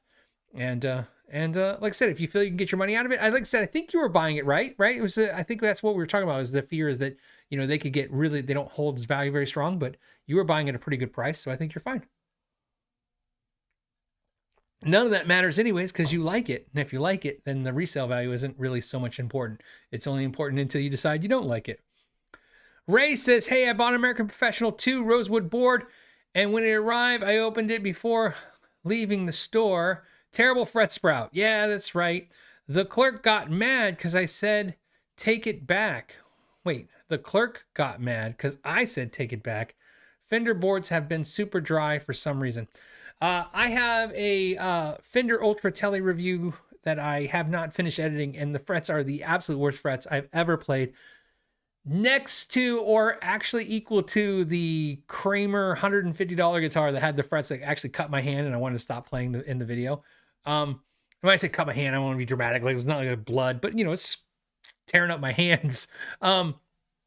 Yeah, I don't know what that is. Like I said, I feel like Fender's quality has been subpar for a while now, and I think it's the volume and how hard they're working their employees and how fast they're making guitars get out the door. And I think that's what happens. You suffer from that. You suffer from working too fast. If you're old enough, you remember the Lucille Bell show where she remembered the candies, and then she starts eating the candies because they can't keep up with the conveyor belt. That's what I picture Fender working. That's how I feel the employees are working at Fender right now. They're just work, go, get them out, get those guitars out. And it's got to be the answer, because like I said, I've seen so much sub-quality Fender product. As someone who really likes Fender, it's, like I said, it cautions me to be I guess I don't know what I'm saying. It makes me cautious. That's what I'm saying. It cautions me, makes me cautious to buy Fender stuff. So it sounds like you had the same experience. I'm sorry you had that experience. The good news though is that you can have that treated and fixed. What I would look, it's not a thing of defect. In other words, if you have fret sprout on a guitar, it's not a thing that if you have corrected, now your guitar is not worth as much as valuable, and it's not bad. It just has to be corrected. So keep in mind, right? There is the solution of you could have the shop do it, for free. Obviously, if they could build, especially under warranty and build to Fender. But again, I made a episode about this where I made the comment, this is true. If you go on Fender's website, the president of Fender, I guess, said that fret sprout is really our fault because it's the climate and us not humidifying things correctly and stuff. And they're not really counting on a warranty, even though we used to, as a Fender dealer, we used to warranty fret sprout. I don't know, man. I don't know what all this is going on. I feel like now that the COVID thing's kind of, we're on the tail end of the product. Where again, when I say COVID, I mean the time where the manufacturing, what the manufacturer dealing with. I feel like now there's a slowdown in sales, and now that there's, more supply chains are not a problem. I feel like I don't know why the quality issues should continue. I think they should be able to dial that stuff back in, but I just don't know. I just don't know what's causing, why it's continuing. Yeah, so I don't know. Okay. Jason says, Phil, I just bought a PRS DGT Core. Got a great deal on reverb. If I want to try different pickups, does having factory solder joints affect resale? That's a good question. It seems that, what I love about that question, this is exactly what I was talking about earlier. It sounds like a question that some of us are like, what? Of course not. But some of us are like, does it? Right? So that tells you it's a good question. Absolutely not. Does not affect it does not. Look, there are certain guitars, okay, really expensive vintage guitars where every component on the guitar that's original is very important to the guitar for its resale value, and having it not altered, which is the word you would want to use in this case, is important. That is not going to happen most likely in your guitar's life. The fact that it's a high-end American custom guitar, not custom, but high-end American guitar, it's that makes it valuable. And of course, 30, 40 years from now, it will be some kind of maybe vintage product, but it's probably not going to have the same issue as like a, vintage Strat or vintage Les Paul. So my point is, no, not likely that you would be damaging the resale value by changing out components. What you do, and like I said, in his particular to his question was, the solder being original. I don't know how you would even tell if the solder was original or things were original. There's certain things you can tell. Like I said, you could tell on old guitars if the solder was original because there's different solders now. We have obviously lead free, and then you have leaded solder. And there are things that you can tell now that, that not even if it was returned to original, if it would have been messed with, there's signs to tell. But as someone who's had their hands in these guitars daily and looking at them, thousands of guitars, I have not seen anything where I would go, oh, sir, come here for a second. Did you know somebody switched this out and then switched it back? I don't know if that would necessarily, as long as it was quality workmanship and everything was fine, I don't know what the problem would be. So no problems there. So I feel pretty confident telling you that swapping your pickups and swapping them back if you decide to is not a problem at all. What I will recommend, and again, I apologize for drinking. I just need some water. What I do recommend and always recommend is that you bag and tag your parts. Okay. So always take Ziploc bags, man. They're super easy. Just put your parts in Ziploc bags, take some masking tape or some painter's tape, write exactly the year, all the stuff, what's on them, as much information as you can, even if it's just, what guitar it is or serial number, put it with the guitar. Always keep your old parts for not only resale and vintage possibilities, all this stuff. It's just good idea to do it. Just have it. And when you're taking them out is the best time, because everyone always, and I tell you that it's a habit you have to do because everyone does the same thing. They think they're going to, I'll do it later. And then you don't do it. And then a year goes by and then you're looking at something and you go, well, of course I'll know these are the pickups in the guitar. And believe it or not, maybe pickups are easy, but sometimes certain other parts you're looking at them going, where did I pull this from? You're like, what is this? So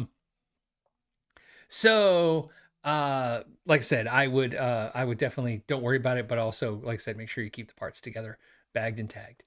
Okay. Grumpy Mike Guitar, I didn't do your super chat last week, man. I appreciate you being understanding about that. I don't know why I missed it last week. Let me read yours today. It says, "Hey Phil, I'm doing what? No for the tone jar, and why not, huh? So if you put it and I don't say it, now you didn't put it and I do say it. That's interesting. I think Grumpy Mike Guitar just did some he did some psychology on me. He like tricked me." So even though he didn't say it, I heard it. I heard, "Hey Philip, for the tone jar, and why not?" Anyways, I'm doing my second super chat. Yeah, and why not? Because this show and your channel is damn well worth it. Oh, and bourbon. Oh, bourbon, huh? That's nice. The by the way, Grumpy Mike, your channel is great too. I still watch your channel whenever I get a chance. I like it. Like I said, I tend to gravitate towards channels, and that's also why I try not to make the feel of my channel change. I don't really like the too polished kind of vibe channels. It's not like it's some people have all kinds of agendas why they do. Me personally, I just want to see somebody tell me their thoughts about something. It's really what I enjoy. And also, now that I do it so much, it's nice to have perspective. And I watch somebody else and I go, okay, that's interesting that that's their perspective. I find that a lot of times you guys have a lot of different thoughts than I do. And I find that really interesting. Like I said, I'm more interested in people who disagree with me than agree with me, because like I said, that's how I change or I grow, or at least I try to. Mike says, "Hey, Phil, in for deep dive request. Oh, looking hard at the extremely see what I did there? Extremely limited edition walnut version.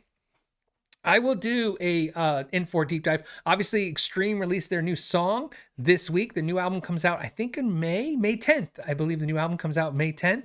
If you haven't heard the song, it's freaking great if you're an Extreme fan. And if you're a Nuno fan, it's even more extreme. See what I did there, Mike? Because the solo in that song is killer. And I do recommend that if you listen to the song, you loved it, then I think you got it. And if you listen to the song, you didn't love it, you need to listen again. It's definitely, it takes a couple hits on you. But definitely that solo, go through it. It's just great. Beautiful guitar playing, of course, as always. And yeah, I'll do a deep dive of this guitar. Like I said, I plan to keep doing more and more of the deep dives. Now we have a more of a structure, I think, that for that to happen more consistently. Michael says, "Hey, my Line 6 wireless system transmitter wouldn't make contact with the output jack on my 2 gigging guitars installed.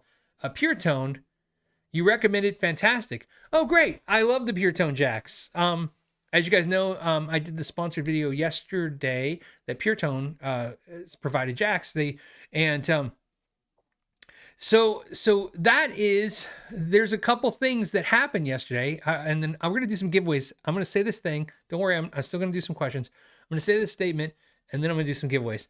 But I want to say this thing that happened yesterday that maybe you guys don't know. In the background sometimes of the channel, I like sharing this. I'm changing things. So sometimes you guys see the channel, and to you guys, it's like, everything's going normal. But secretly behind the scenes, I'm like, I can't wait. Like, I'm excited. Like, you're going to see the change. So obviously I changed things up, new backgrounds on the channel, new things. And more importantly, we had this idea that we've been trying to execute on it, and really COVID really jacked it up. And here's why. It was obviously a lot of companies weren't interested in sponsoring videos. And the easiest sponsorship to get is a video of the product. So in other words, like if brand X wants to send a guitar, it's the easiest thing to get a sponsorship on YouTube for is obviously like, hey, they'll send the guitar, or they'll pay you and send the guitar, or they'll pay you or whatever. And you do the video. But deep down, I don't, that's not the way I prefer to do it, right? What I prefer to do is just do the videos I want to do, because the problem is, and I've told you this before, is that although I appreciate the companies that help the channel, and they immensely help the channel, it couldn't survive without that help. it's like you guys, like for instance, right now, one of you just said, hey, do a deep dive on this N4. And I think if I do that, I think I'll get some clicks and I think it'll be an exciting video. But if I was a contact Washburn right now, they'd be like, no, we want you to review our new this, right? That's what they would be interested in doing. And so we've been trying to get what we did yesterday. If you haven't seen yesterday's video going, which is what we did, where the sponsor sponsors a video and then we can do whatever video we want. And so you're going to see more and more of that. We've been lining that up. And more importantly, the thing I've been wanting to do, which is get parts companies and maybe tool companies to sponsor the videos, because this is where it's smart for them. Because if I'm going to take guitars apart and show you what's good and bad about them, wouldn't it be nice to show you some of the parts that I think are quality, a la the Pure Tone jacks? So that's what that was. I'm glad the Pure Tone jack worked out for you. I like them. I use them on, like I said, I use them on every single one of my guitars where the jack goes forward. So like an SG or a P bass. So that's no question there. And then I use them on most of my other guitars as well. Like I said, I can't say every single one of my guitars have it because I don't take out a good jack just to put the Pure Tone in there. Like you, if I'm having an issue, I switch to the Pure Tone. I just like the way they feel and I like the way they work. And I like the quality. So that's how it works.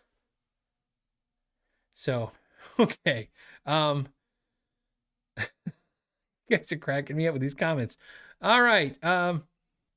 Let's give away some Snark Air tuners, right? To do this is super easy. When and if I pick you, you'll just contact us through the knowyourgearpodcast.com website. You just go there. You can click any of the contacts to us. It'll go right to us and just let us know you're the winner. And so we'll get back to you. That way we don't have to worry about weird people spamming you or talking to you. You're obviously going to our website and you're clicking it and you're contacting us and we'll verify it's us and you'll get your tuner. And we won't ask you for any money. I've never asked anybody for anything. So don't, if anyone says, hey man, pay for this. No, it's free. We're paying the shipping. This channel is, and Snark is providing the tuner. And that's that. So you get a Snark. Okay, let's do one. So the first thing is, here's the first winner. Ready? Dramatic pause. Okay, the first winner is, if you are tuned down half step, your low E string is what? I like asking a music question instead of a gear question to see if you guys are paying attention to the music side of things. Dun dun dun dun dun dun. Ah, E flat. Thank you, Leland Berg. Leland Berg 1, you want a Snark? All you have to do, Leland, is contact us at askknowyourgear.com and we will gladly ship you out a Snark and some Know Your Gear stickers. Okay, that was good. Right. All right. Let's see. Let's do another one. We'll keep it easy. What was the name? Okay, so what company, on the first question of this video, what was the company that I jacked up? Which company was I talking about, but I wasn't talking about? Let's see if you guys know. So the best way to ask this question is, what company did I think I was talking about? Because I was confused.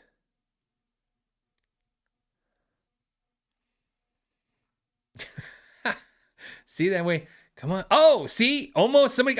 Okay, hold on. I just got it. So the first answer was, okay, the first one is Scott Alexander, Positive Grid. Yes, I was supposed to be talking about IK Multimedia and I was confused them with Positive Grid. And I apologize to IK Multimedia because it was Positive Grid, which, like I said, now I'm more confused. Not only did I mess it up, but I'm more confused why IK Multimedia didn't send us a pedal because I thought they liked us. But that's okay.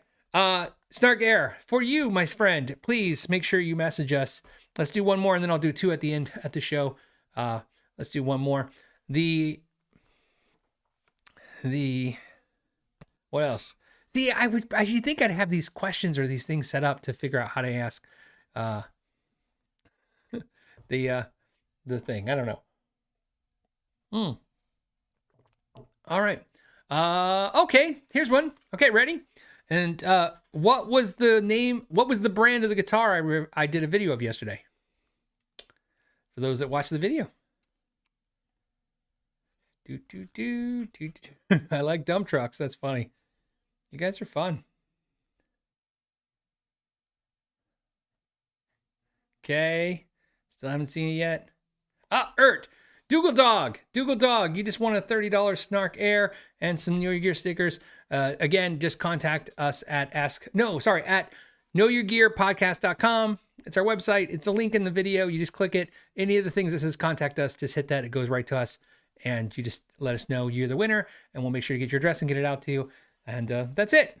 We have 2 more to give away, but we'll do it in after I do some more questions because the show's got a little bit more to go. Let's not call the show yet. And there you go. Okay. We have Joseph. Joseph says, PV Triumph's 120 head compared to other heads. I don't remember trying that amp. I've probably seen one in the wild. I don't remember playing it, so I don't really know, sadly enough. It's one of those things. I have, like I said, I have a high regard for especially the older PV stuff. And when I say older, I mean anything pre them shutting down the US factory and shipping it overseas. And again, I like to point out, I don't have a problem with necessarily them making product overseas. I mean, one thing that I really hate that happens to PV is they got a lot of drama, and well, obviously being an undercover boss was pretty bad, but some of the drama was rightly earned, but some of it is, because they shut down US stuff and went overseas. But to be honest, they held out pretty long on that. I mean, there was a lot of companies that jumped ship way before them. And what happens is it becomes the damned if you do, damned if you don't thing. And in other words, when everybody's doing something, it makes it really hard for you to hold it out. I still think they could have done it. I still think they could have hold out and made USA product. I think there's a way to do it, but not keep the scale of the factory and the company, but the scale of the factory and company hasn't stayed anyways. So, but that being said, I don't know much about that amplifier, so I apologize. Nella, I'm gonna say Nella. Nella says, Steve Gray asks your thoughts on Yamaha AES 500. Okay, let me pull that up. I already know what it is, but I want to show you guys because it's a very interesting question. Let me go to images. Let's see if I can get an image of it.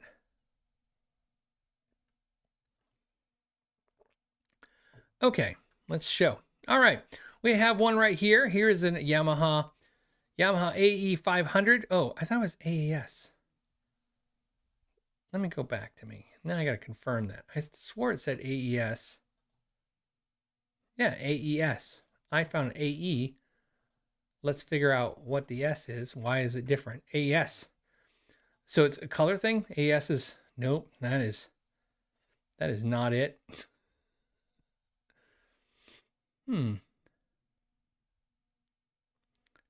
AES 500. Okay. Okay, so slightly different model. Here is an AES 500. Oh, nice. $299. Look in here. Oh, that is cool.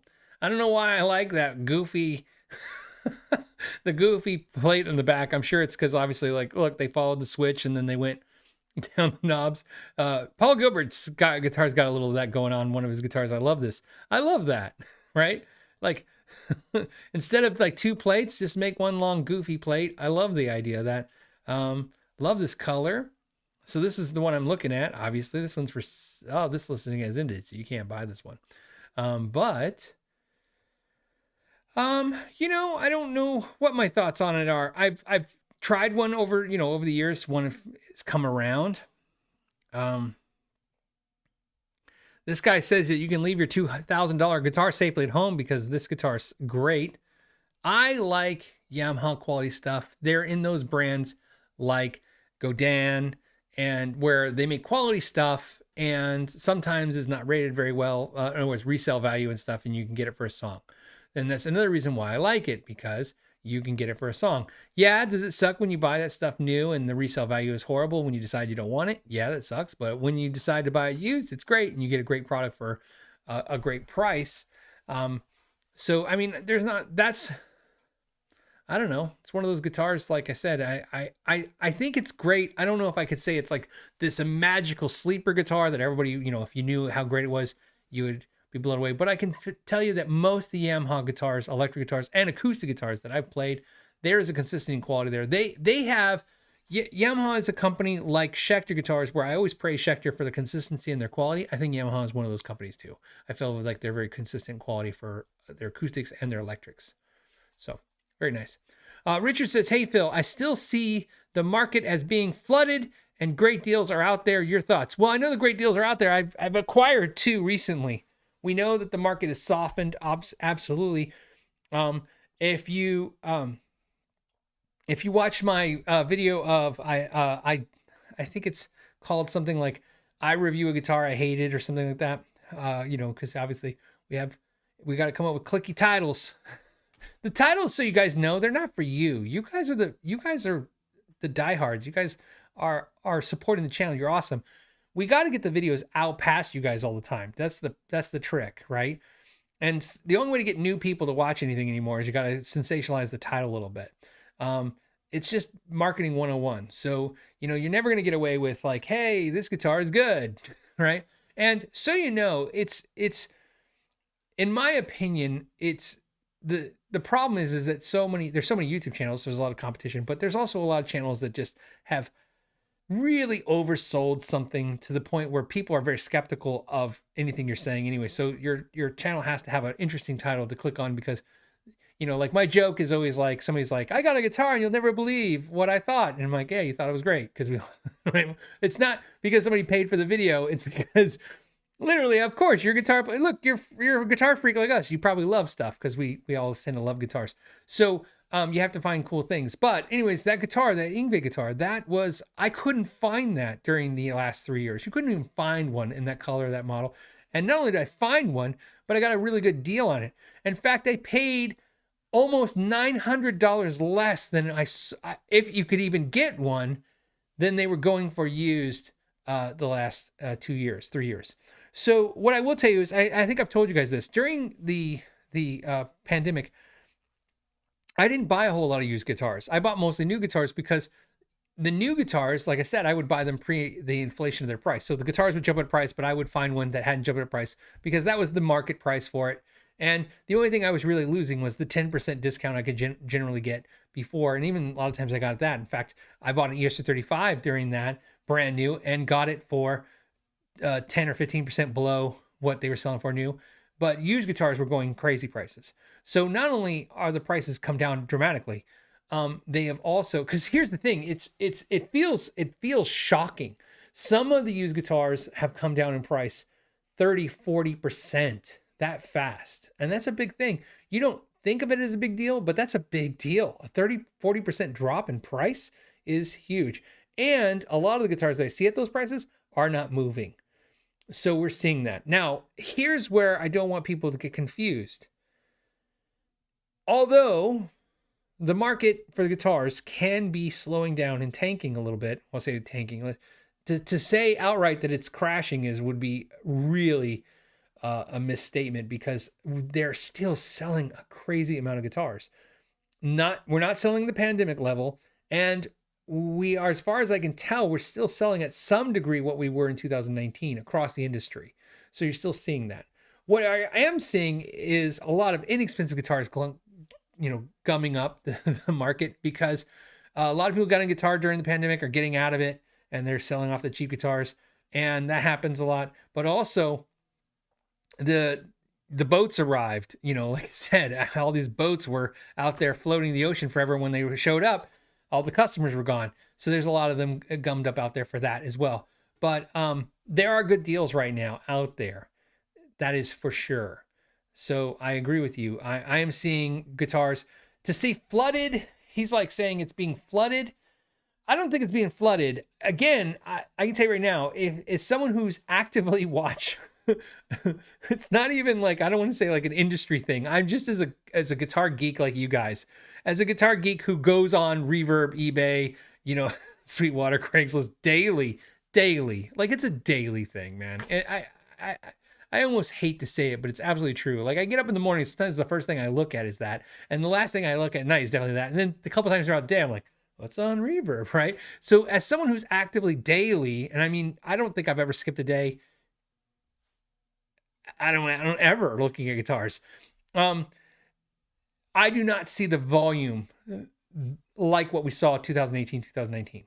In other words, I'm not going to go back more than that, but just 2018, 19. If I think about what I could get, not for the price, but just physically find, you still cannot find those guitars. There are a lot of guitars you just cannot find.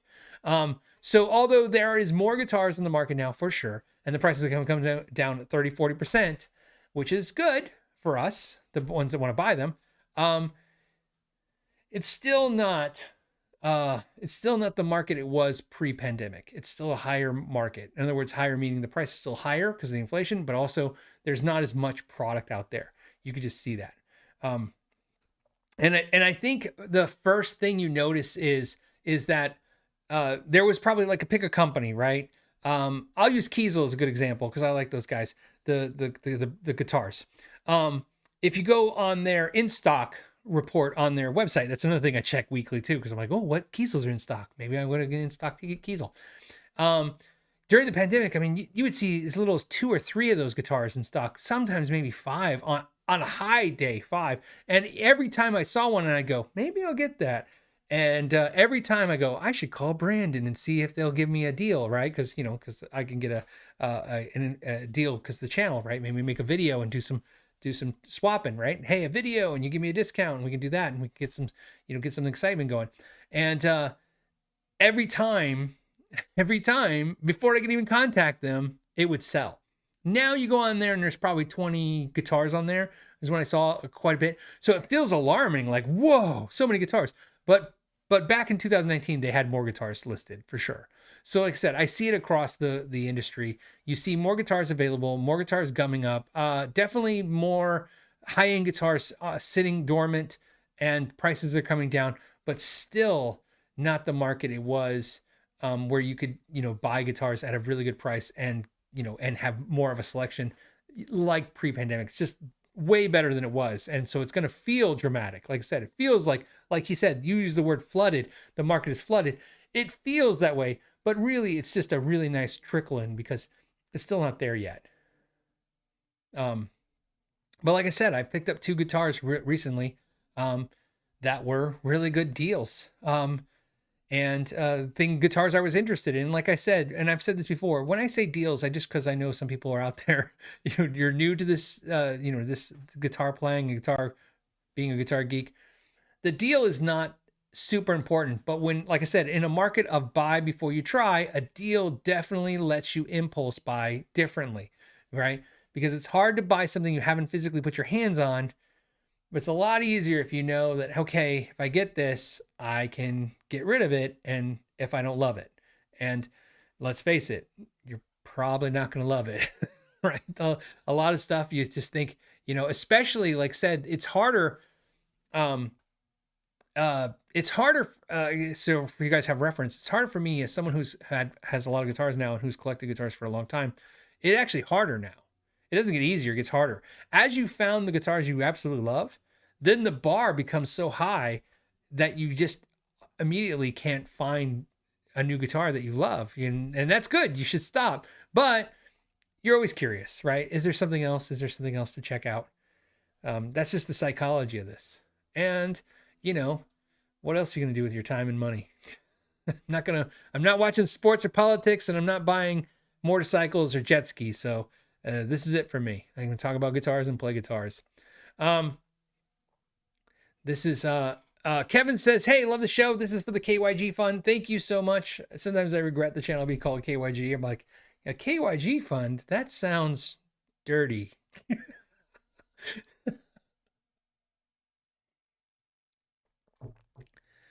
We're going to call that PG-13 humor, I hope. Maybe. Okay. Let's do... I'm looking through real quick to see if there's any... And if you're asking me a question, make sure you put the question mark first. That would help me identify it real quick. And we'll do the last super chat, and then we'll do some questions in the last 2 Snark giveaways. This is from Dan, who says, are there any super Strat guitars with Gibson scale length like the Kramer Nights On? Yeah, actually, Friedman makes the NoHo. They make the NoHo, which stands for North Hollywood, by the way. Get your guys' minds out of the gutter. Anyways, the Friedman NoHo is a 24 3/4 scale super Strat. And there's actually... I'm trying to think of another one. There's a couple 24 3/4 super Strats. So I really would love to do a 24 3/4 Badlands super Strat. That would be my absolute wish I could do. So, and like I've told you before, I'm just a small part of the company. Tiny. I'm just there. I have a role, and that's that's why I'm part of it. But it's not something I control. It's not like I'm the face or the company or anything like that. Like I said, I have just a vote I can throw, and so that doesn't guarantee anything. But boy, I'd love to know in the comments if that's something you think would be interesting. I love this idea. Like I said, currently the one I know of that does it that I like, that I've played, that I've enjoyed is the Friedman NoHo, and that guitar is fantastic. 24 3/4 super Strat. Somebody says I missed a super chat. Somebody said is it from Jeff? Yep. Thank you guys. Thank you for helping me with that. Jeff's question was, Phil, anything you can do acoustic or electric guitar to help eliminate feedbacking on stage? Oh, so help a acoustic electric guitar from feedbacking on stage? Sure. PA can sometimes catch it, but I turn down. Can even feel it. Oh yeah, you could physically feel it shaking. Yeah, and resonating. Yeah. So there's a couple things you can do. The first easiest thing you can do is have a volume pedal on your foot.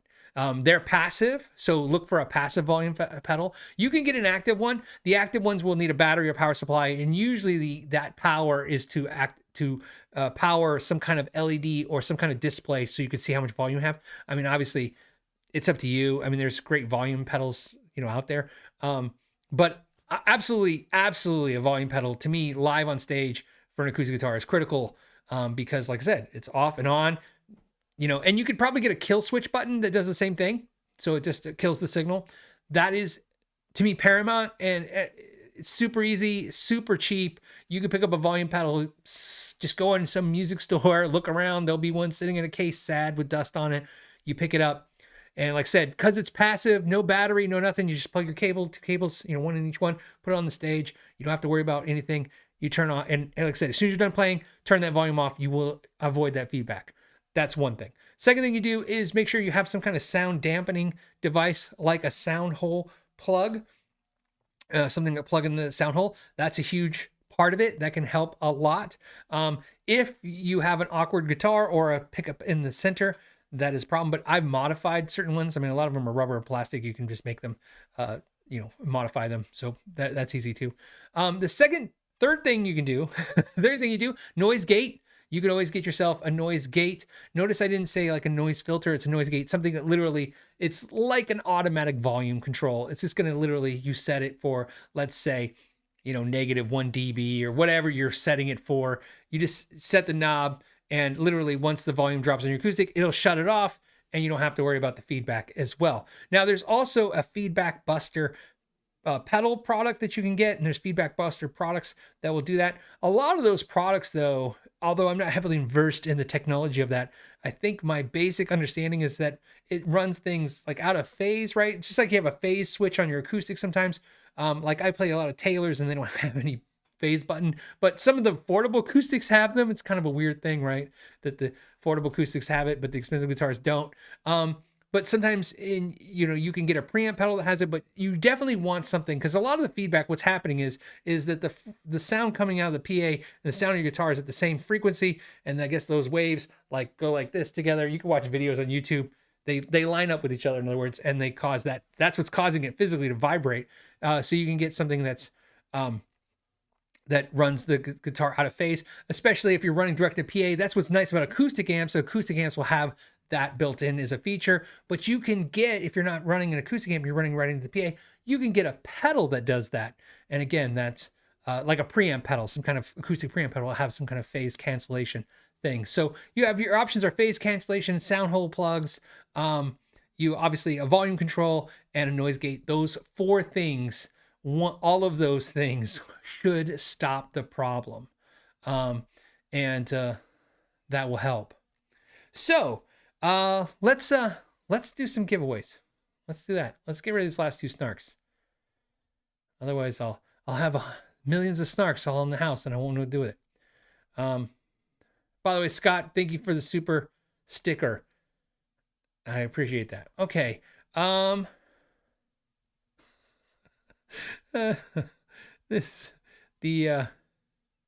Nice. All right. You guys, I love all the Snark jokes.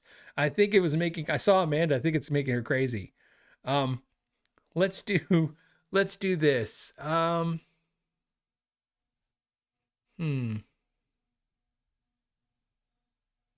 Okay, hold on. What I'm doing real quick is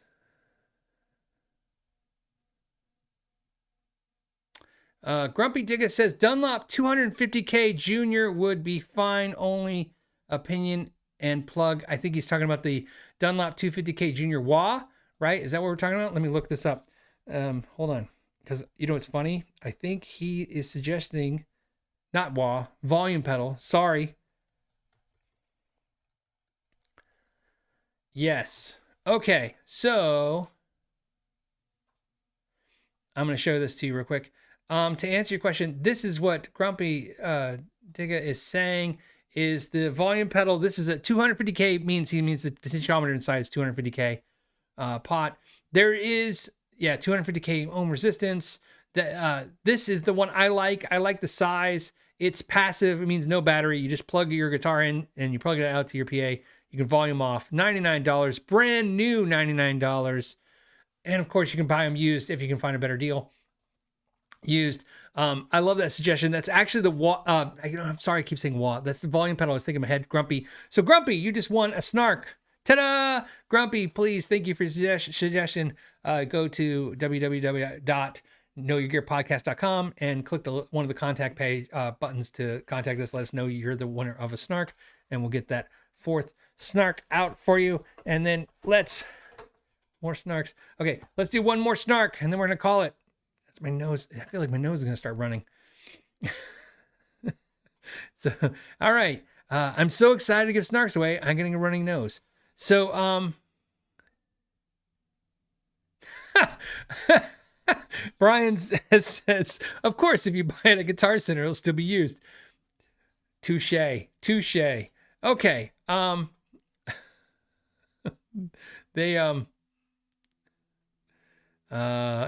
Johnny Love says he'll still be grumpy. I don't think he'll be grumpy after he gets this Snark. It's pretty cool. But you're probably right. So Patrick, you just won a Snark. Patrick Hale says Scott Grove likes the pedal with the optical sensor. So I love that. That means you're a fan of Scott Grove.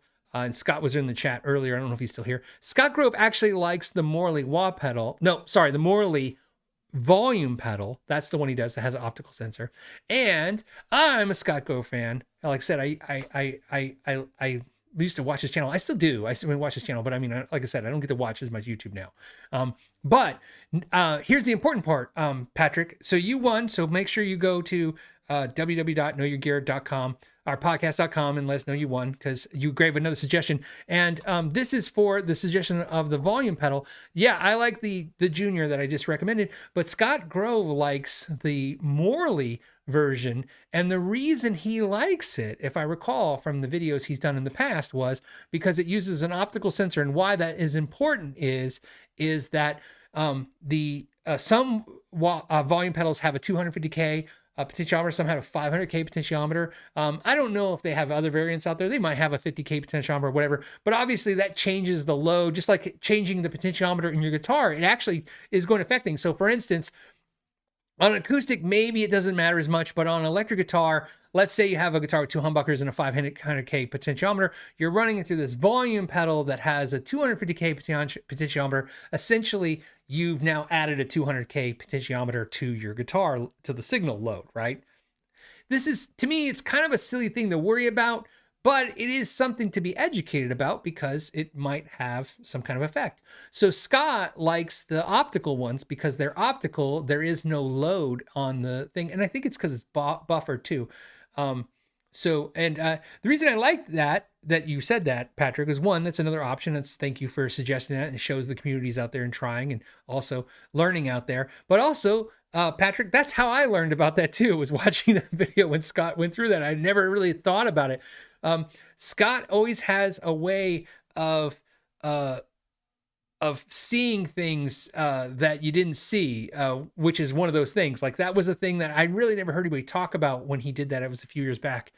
And I remember thinking, like, I never really thought about, like, yeah, I always worry about the potentiometers in my guitar. I never thought about, you know, what potentiometers are in the volume pedals and stuff, but it makes total sense. And like I said, when he explained it, totally sense. So that's another suggestion, another option. So now we did some stuff, and we gave some Snarks away. So we gave five this time. We'll try to do 5 next week too. So on. Like I said, we have quite a few to get rid of, and we'll keep this going. I should also point out once again, thank you to Steve and the guys at Snark for sending out the new Snarks. And like I said, what's great is these are rechargeable.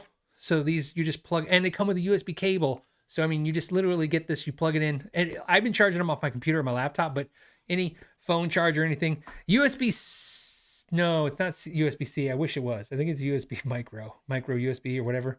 It's the second iteration, right? It's not the big one. It's the small one before it goes to USB-C. All right. On that note, we did it. We made another show. We have made it. I want to thank you guys so much for being part of this show. As I always point out, you're kind of the guests. It's who I'm interviewing and talking to and answering to is you guys. So without you guys, there wouldn't be this show. That's for sure. Thank you so much for the moderators. One last thing for the moderators, Amanda and Brian and Unfreaking Believable. I have your address and information, I believe, to send you guys, because remember, we still owe you a moderator gift. And we had a merch problem. So with the merch, we wanted, Sean wanted to make sure that they got solved. Matt, and if I'm not old on vintage, is here still. I don't have your information from the last time when you sent you guys mugs. And so if you could please, same thing, contact us through the www.knowyourgearpodcast.com.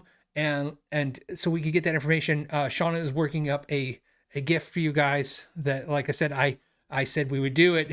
And then, you know, like always, I do something and then I tell her we got to do it. And then she's been playing catch up on it. But more importantly, she's making sure she's getting you guys the new good merch instead of the old merch. So that please make sure that gets out. If you do that for us, that would be really appreciated. All right. On that note, thank you guys so much for your time. Until next week, know your gear.